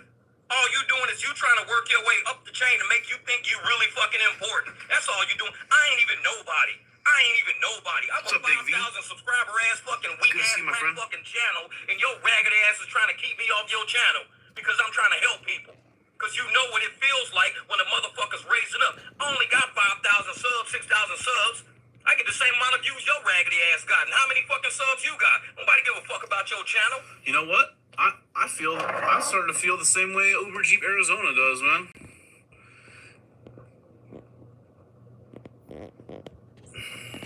Let's see, where is it?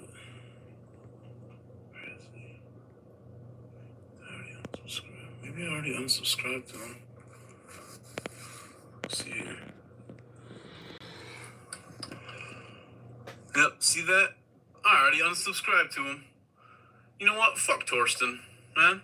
If he's gonna be like that, alright. Half the people only watch your shit because they ain't got shit else to fucking watch. Because they Latchkey kid, looks like you've been shown the fuck to the door. May the God of your denominational choice bless the ever-loving shit of your whole fucking family, starting with you. And YouTube promote your monkey ass. Rideshare professor, they throw your shit all over the fucking thing. So when you hover over it, you just start fucking talking. 9 times out of 10. Oh no, I guess he's just got to put in the baby corner, never mind.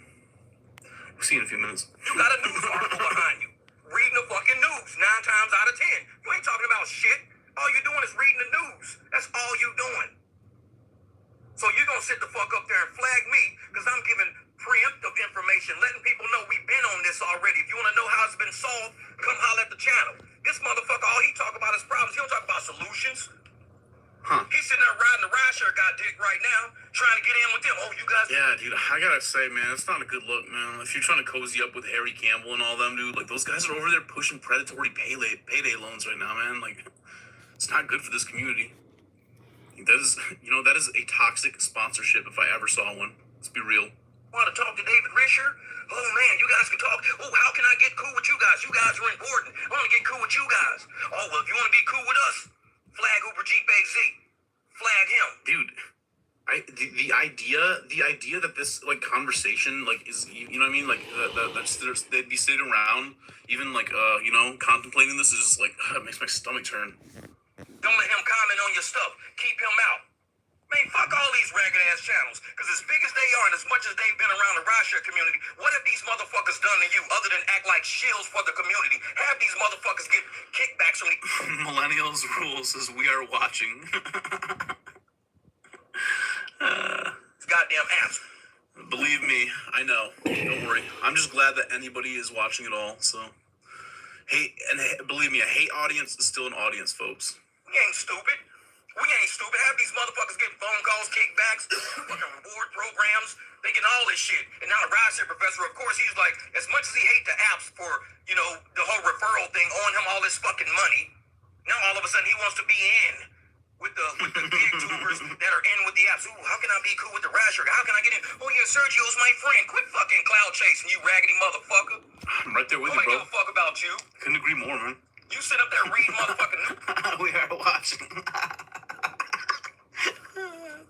So funny, man. Keep them coming. Keep them coming. Thomas, brother, my daughter is 9, so you were way off. Okay, I stand corrected, folks. I stand corrected. I predicted offhandedly that Big V had that he was the parent of a millennial, and it turns out he's actually the parent of a Zoom. What is that? A Zoomer. So I stand corrected. Thank you. Thank you for pointing that out, my friend. Who's arguing like a third grade goddamn school teacher. Go do some real fucking The jaded driver, what's up, my friend? Good to see you.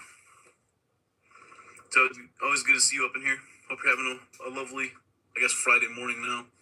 Or is it Friday morning yet? Oh no, okay, it's still Thursday night. Okay. I hope you have a good weekend, man. Good to see you. Important info here. Important info where?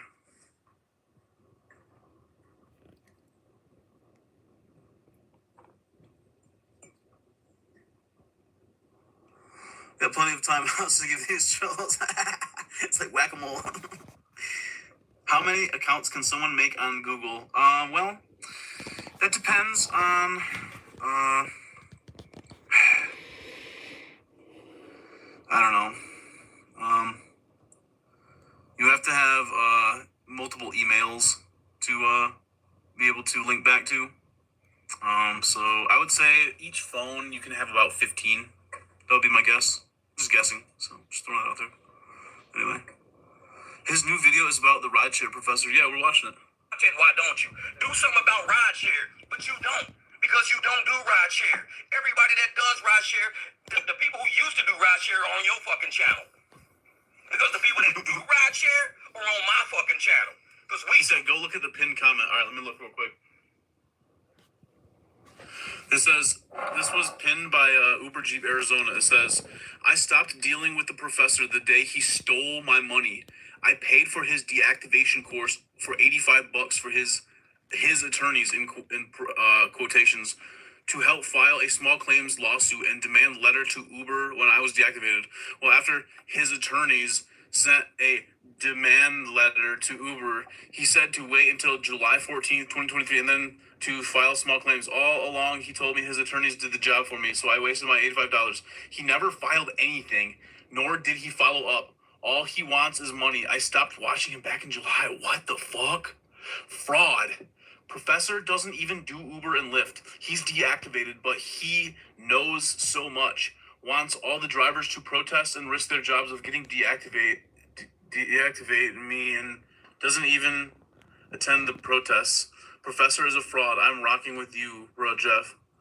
100. You keep it 100. Man, stunning revelations tonight, folks.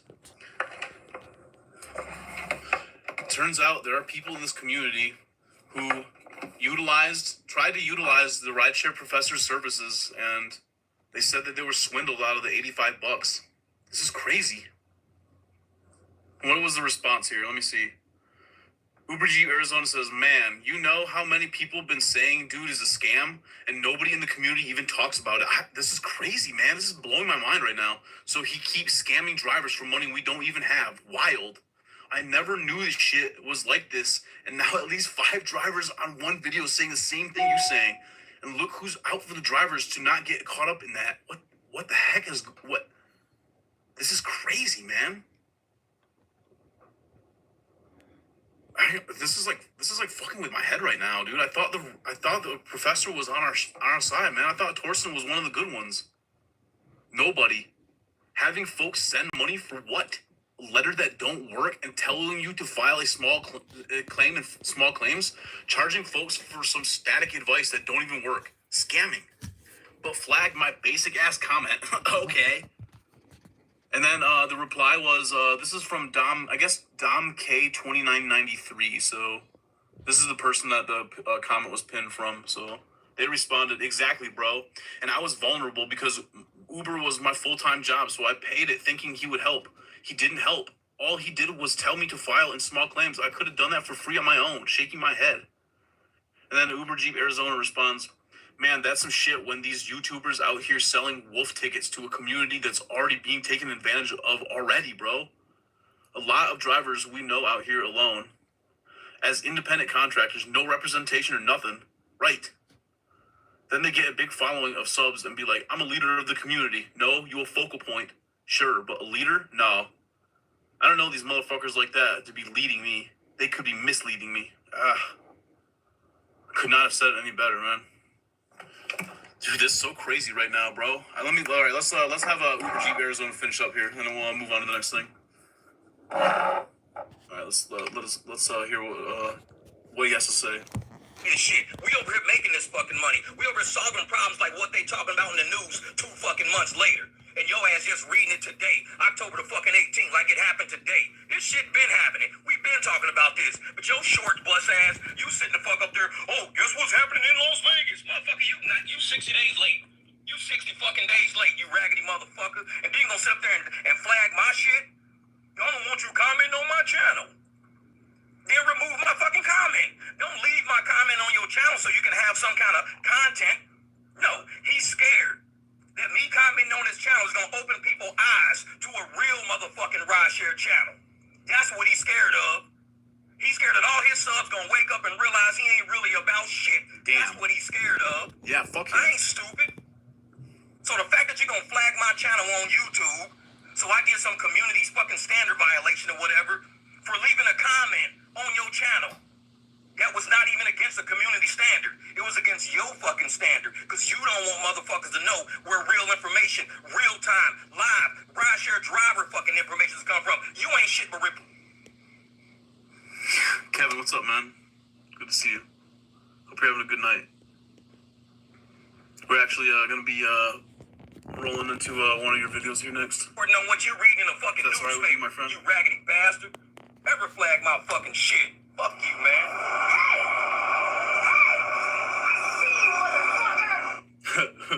Damn.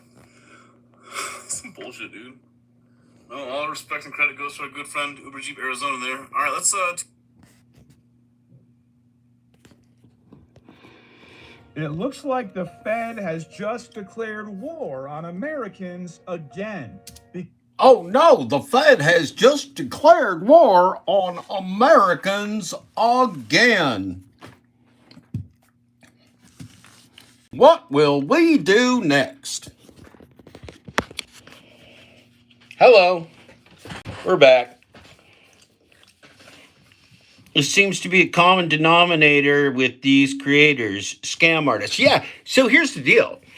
I've said this before, Cody. I mean, like the entire gig industry, the entire concept of the gig industry was founded upon fraud, right? It's founded upon using employees without making them employees, just using them as app slaves and making them take up all the risk and expenses that corporations used to take and take all those losses. And then once you got them, trapped in your game world, you can just run down towards zero because you control everything. It's not even a real market anymore. So it's a really great scam. Now, so what kind of person would go into big corporate business in a scam world? Scammers. Anybody that goes big and corporate in the gig industry knows what the gig industry is. They'd have to be this deep, right?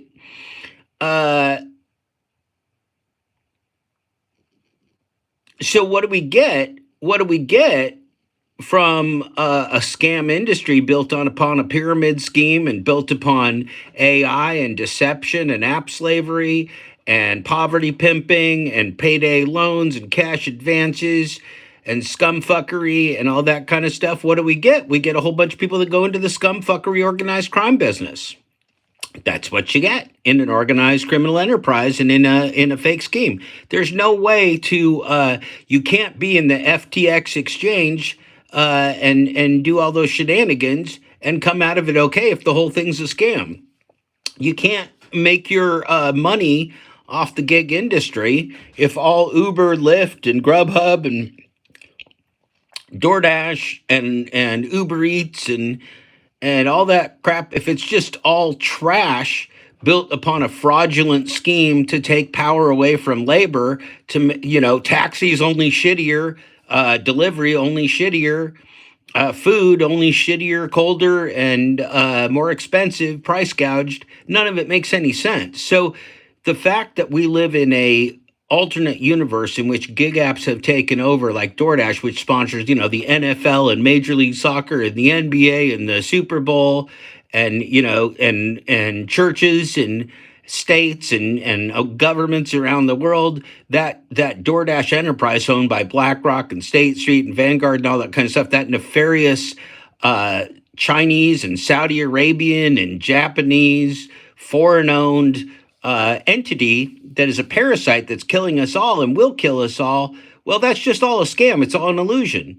And so who's going to be in on the corporate side of the world's biggest scam and the biggest illusion? People that are getting rich off the world's biggest scam and the world's biggest illusion.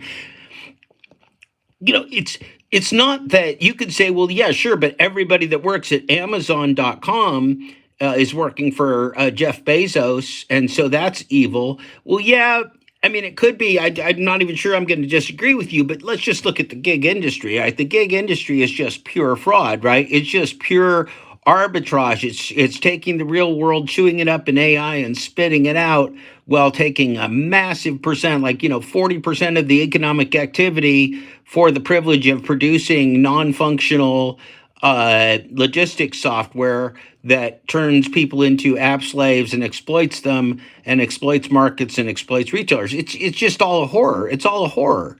It's all the biggest horror you could ever possibly imagine. So the reason that you get the hide-share hodios and the Zach Drives Money trains and the ride-share guy and the ride-share professor, anybody that's got big dollars riding this thing has got big dollars riding on a scam. Right? And when you got the big dollars riding on the money train, you don't want the money train to stop. You want the money train to keep going. Pedro don't want the money train to stop. Rideshare guy Harry Campbell don't want the money train to stop. Hideshare Hodio don't want the money train to stop. Kim and Zach don't want the money train to stop. Flexi Pants don't want the money train to stop.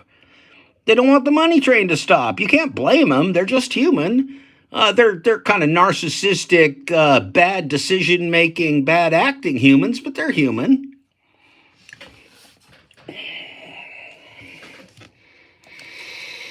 What are we doing here? Okay.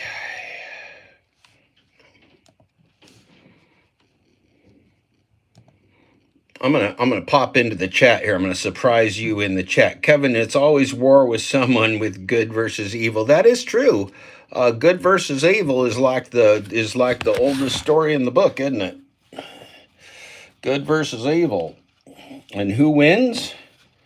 Well, if you want to win in the battle of good versus evil, you got to be flexible like Flexi Pants. If you want to win, you got to be flexible like the gig industry. If you're not flexible, the gig industry could break you. And Flexi Pants is the flexiblest of all the Flexi Pants around. That's why Flexi's Lounge is the place to go for all of your favorite flexibilityness. Thank you, Flexi Lounge, for sponsoring the Full Dash Closure audiobook and podcast.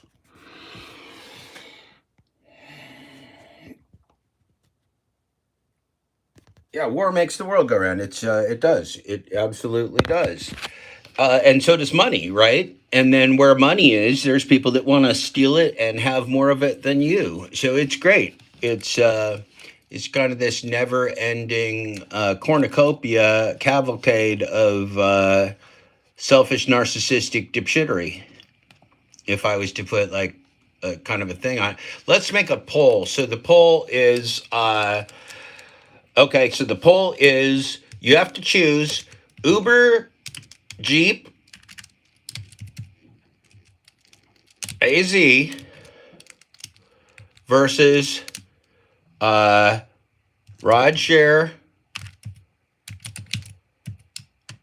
Professor, Torsten. Okay, so Uber Jeep AZ, Uber, let me get this right. I want to make it right. Uber Jeep AZ, Jeff versus Toastin. So let's say, who do you believe in? And so we're gonna trick you. We're gonna reverse the order to be fair. Torsten, the rod share professor,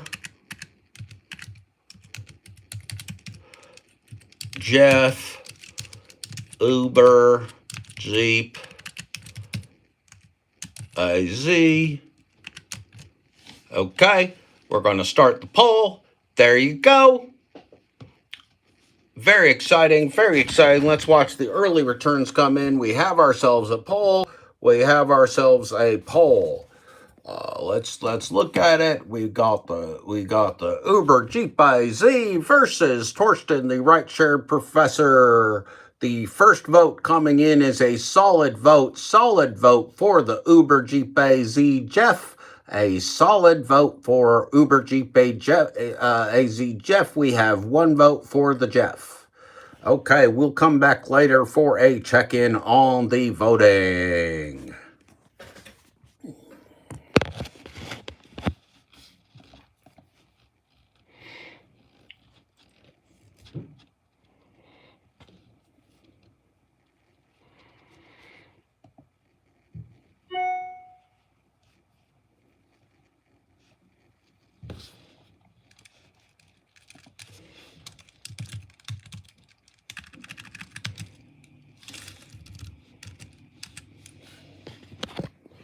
Okay, very exciting. Here we go. We have, next up, we have a special guest with us, live via satellite, via recording. We have our friend, our tight new video from our tight new friend, the best hair in the business, the finest hair in the gig industry. We've got Kevin. Welcome back to Gig Drive and Thrive, where today we are going to talk about how to maximize your earnings on DoorDash. But today we're going to talk about maximizing your earnings on Uber Eats. Or today we're going to talk about maximizing your earnings on Shift. Or today we're going to talk about maximizing your earnings on Instacart. Or today we're going to talk about how to properly prepare your taxes for the gig economy. Or today we're going to talk about a little known secret that you must know if you want to be successful in DoorDash. We're going to talk about this DoorDash driver who spit on this food. Or today we're going to do a run on TV to make $200. Or today we're going to do a run on TV to make $300. Or today we're going to do a run on TV to make $400. Or today we're going to make a run on TV to make $500. Or today we're going to see if we can accept every order and still make money. Or today we're going to see if we can cherry pick and bring our substance rate down to see if we can still make money with the new algorithm. Or today we're going to be talking about tracking your day and your expenses through a spreadsheet. Or today we're going to talk about how you can overcome obstacles in the gig economy. Have you heard any of those before at the beginning of a gig economy video? I'm sure you have, because I've said a lot of them. And so has every other gig tuber. We've all said it.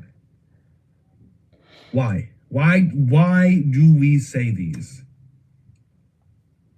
Because we all produce the same content. What is there to do? Now, I know the majority of those type of videos are more geared towards new gig workers. And the reason being is because DoorDash, Instacart, Shipt, Uber Eats, all these companies have such a loose, shall we say, deactivation policy. So there's always new people coming to the space. So us content creators spin our wheels on how do we make this exact same thing different. It's not easy, because you literally have to you're literally saying the same thing that everyone else is saying. And it gets tiring, which is why you haven't seen a whole lot of videos from me lately. I'm just exhausted. I've got better things to do. it's just not fun anymore. And yeah, so what can we do? How do we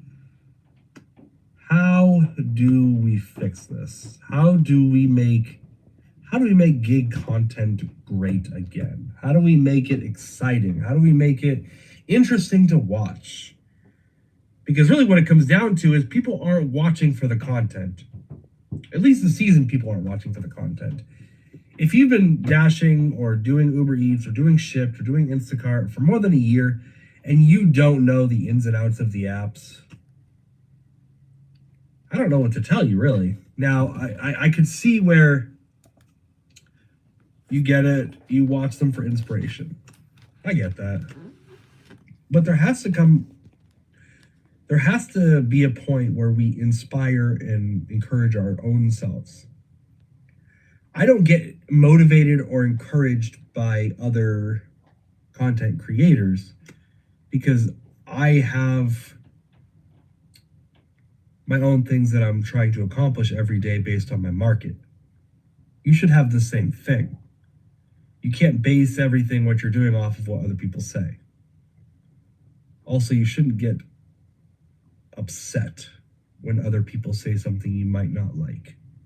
Because when it comes down to it, gig tubers, this isn't real life. What we do is entertainment. It has nothing to do with when we log off at the end of the day with our families. It literally has nothing to do with any of that. So if you are getting upset over things in the gig tube space, I'm going to say this again. Go for a walk. Read a book. Get some exercise. Walk a nature trail. Love your wife. Love your husband. Love your kids. Stop getting so serious. The Joker said it best. Why so serious? But that's all I got for today. I was bored, waiting for an order. Still don't got one. And I figured I'd put that out there. Thought the initial part would be funny because the quick cuts and everything. So. See you guys in the next one, whenever that may be.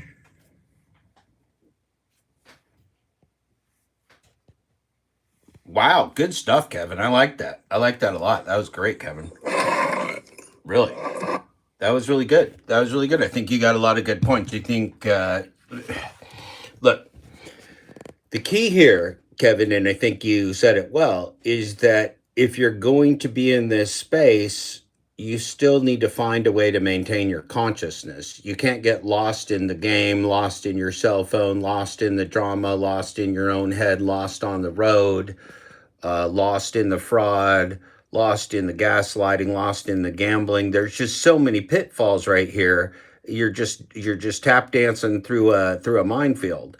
And so I think what Kevin is saying, if I might be so bold as to interpret what Kevin is saying, is that, you know, if you're going to be around minefields and tap dancing, like, know where you're going, like, have a little bit of a plan, take care of yourself, don't get lost and just go tap dancing in the wrong place because you can't figure out where to go anymore.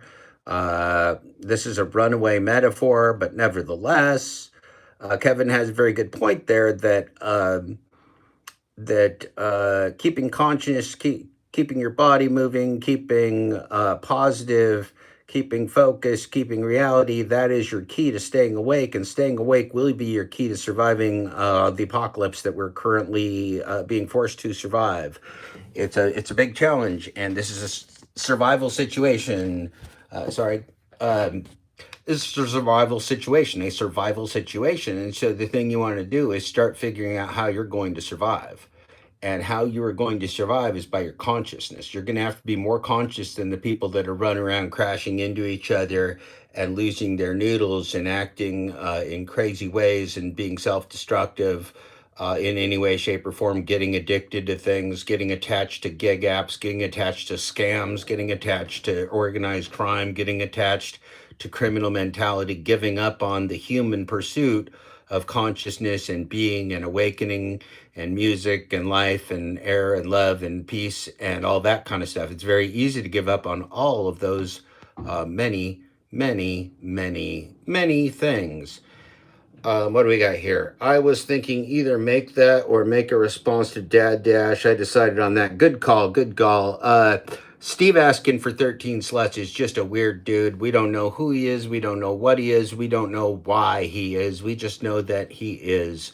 And we can't really worry about it too damn much. You know, investigations take time. Things will turn out what they turn out. At this point, know that whatever that account called Dad-13 is, which is with its 515 dog shit videos, it really doesn't matter. It's part of the game. That Dad-13 asking for sluts is part of a game. It's just part of a game. And so if you want to play the game, but that's part of a game. What else do we have here? On the YouTubes.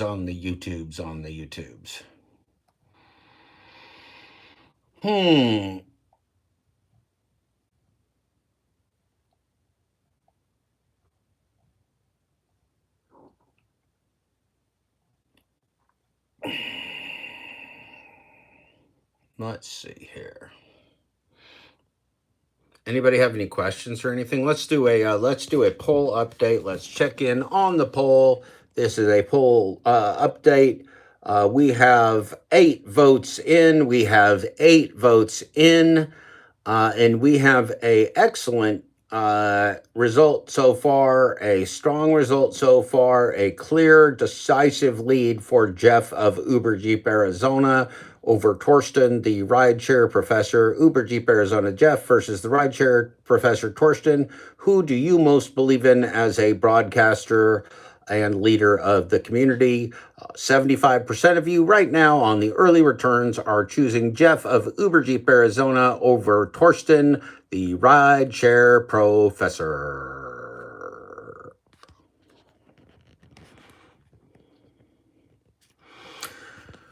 Well, I think right now we need ourselves some inspiration. And in these parts, when we talk about inspiration, we generally speak of and about music. And remember that music makes the world go round. It makes people come together. It's like a prayer. It's proof that God loves you. It's all of those things. Now,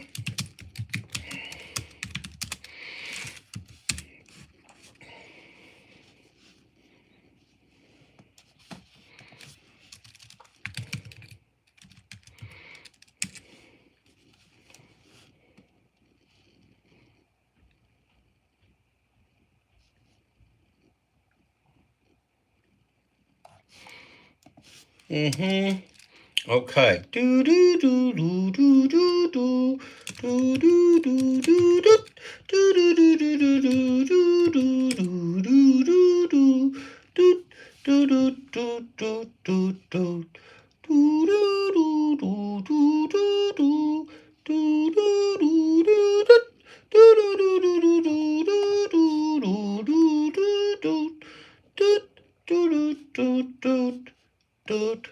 do boom.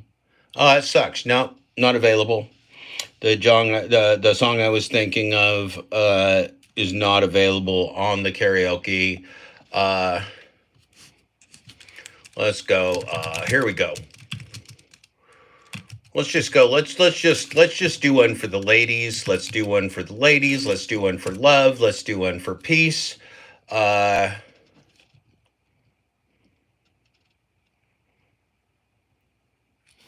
Let's do one for the Gipper.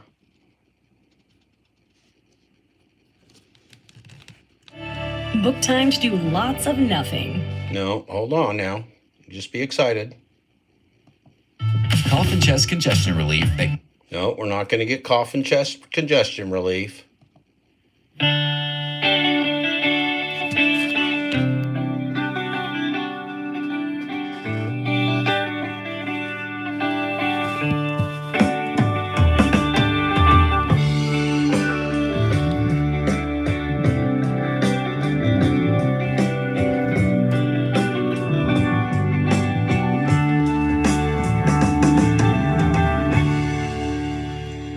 the sun refused to shine,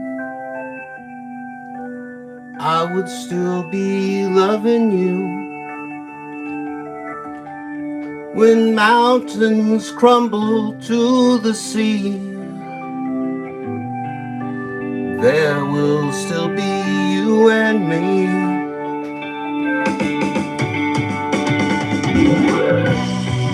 Kind of woman, I'll give you my all.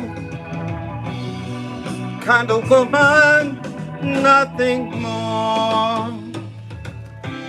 Little drops of rain whisper on the pain, the tears of love's lost in the days gone by. If our love is strong, will you be there wrong? Together we shall go until we die. My, inspiration's what you are to me. Inspiration, look, see.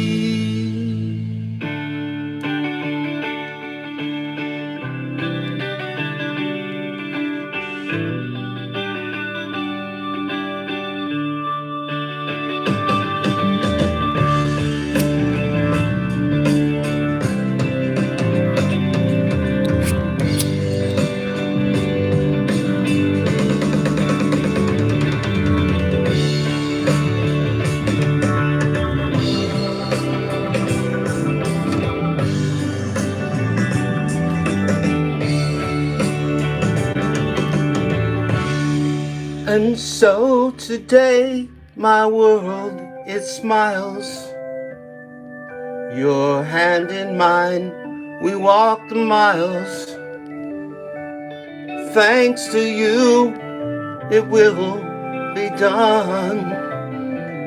For you to me are the only one. Oh, happiness, no more to say. Happiness, I'm glad.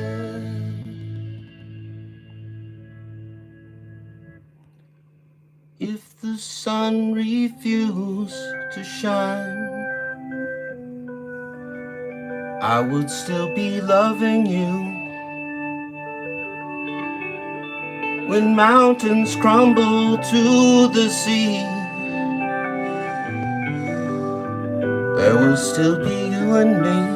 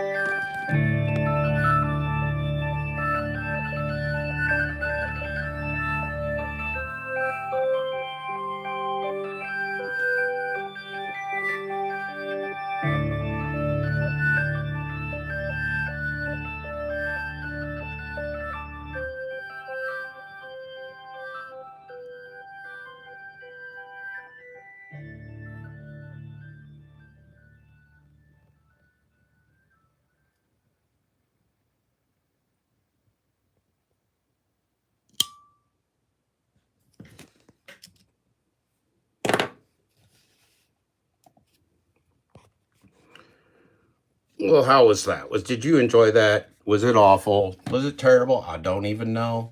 I don't know. The only thing I can do is just be here, pour my heart out for you, tell you what I know, because what else can a dad dash do?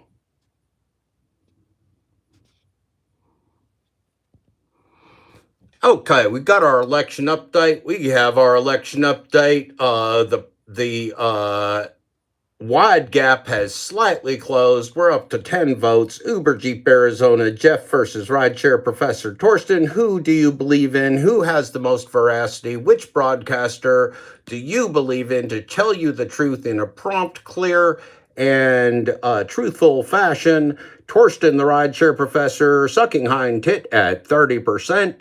Jeff with Uber Jeep Arizona. Jeff Uber Jeep Arizona, more than doubling the supporting throng of the Torsten, the rideshare professor, with a 70% share of the current vote.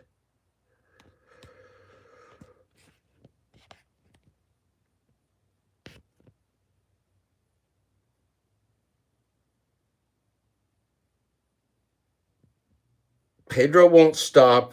He insults. It's the best thing that ever happened to you. Yeah, well, there you go. I was either thinking of making a response video, Dash training. Yeah, okay, so that was good. Yeah, so Pedro is the one who trolls all the small creators in the first place. He trolled me in the first place. He trolls everybody in the first place because Pedro, if you speak his name anywhere on earth, if you even say the word Pedro, he can hear you.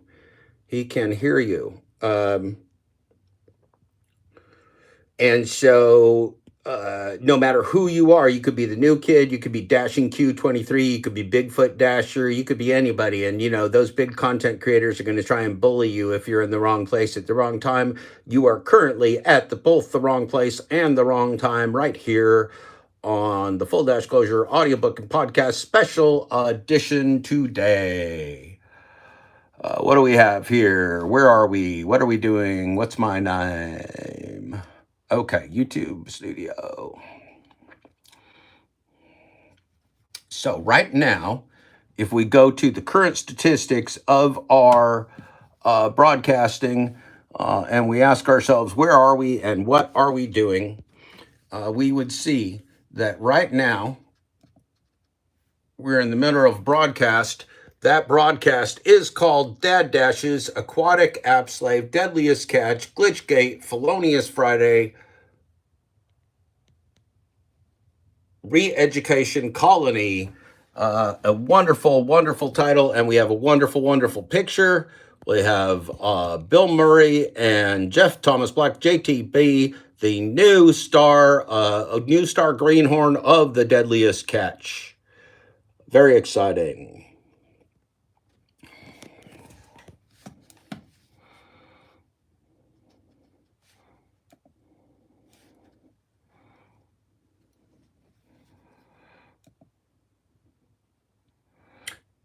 Now, it seems to me that it is time to take a break for everybody. It's a Friday. It's a Felonious Friday. It's been a wonderful time. This has been 216 minutes and 3 seconds and counting of fun. We are going to figure out the close of the poll. We're going to end the poll. We do have a winner. We have a winner. The winner for veracity, Uber Jeep Arizona, crushing Torsten with 11 votes. 63% of you choose that you believe in Uber Jeep Arizona Jeff versus the rideshare professor Torsten. Thank you for voting. This was the second day in a row of the most important vote of your lifetime. We want to thank all our sponsors. We want to thank WealthDay. We want to thank Wallet. We want to thank all of our special sponsors. We're going to say goodbye in our special neighborhood way for all of you, from all of me, for all of time. May you have a wonderful, wonderful rest of this Felonious Friday.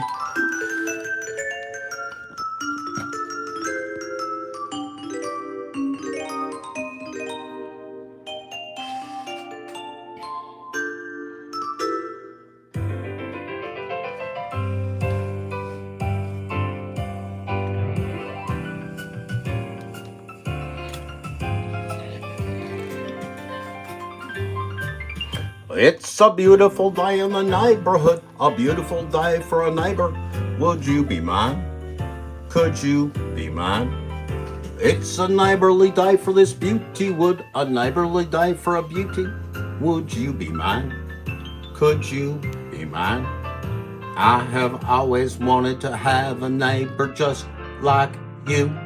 I've always wanted to live in a neighborhood with you. So let's make the most of this beautiful day. Since we're together, we might as well say, would you be mine? Could you be mine?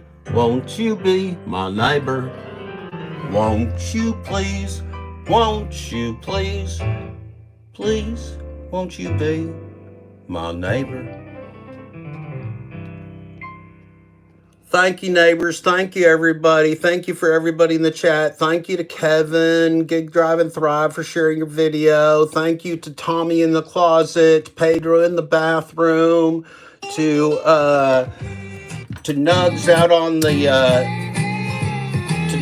on the porch. Hold on there, Graham. Hold on, Graham. Gotta take it easy on me, Graham.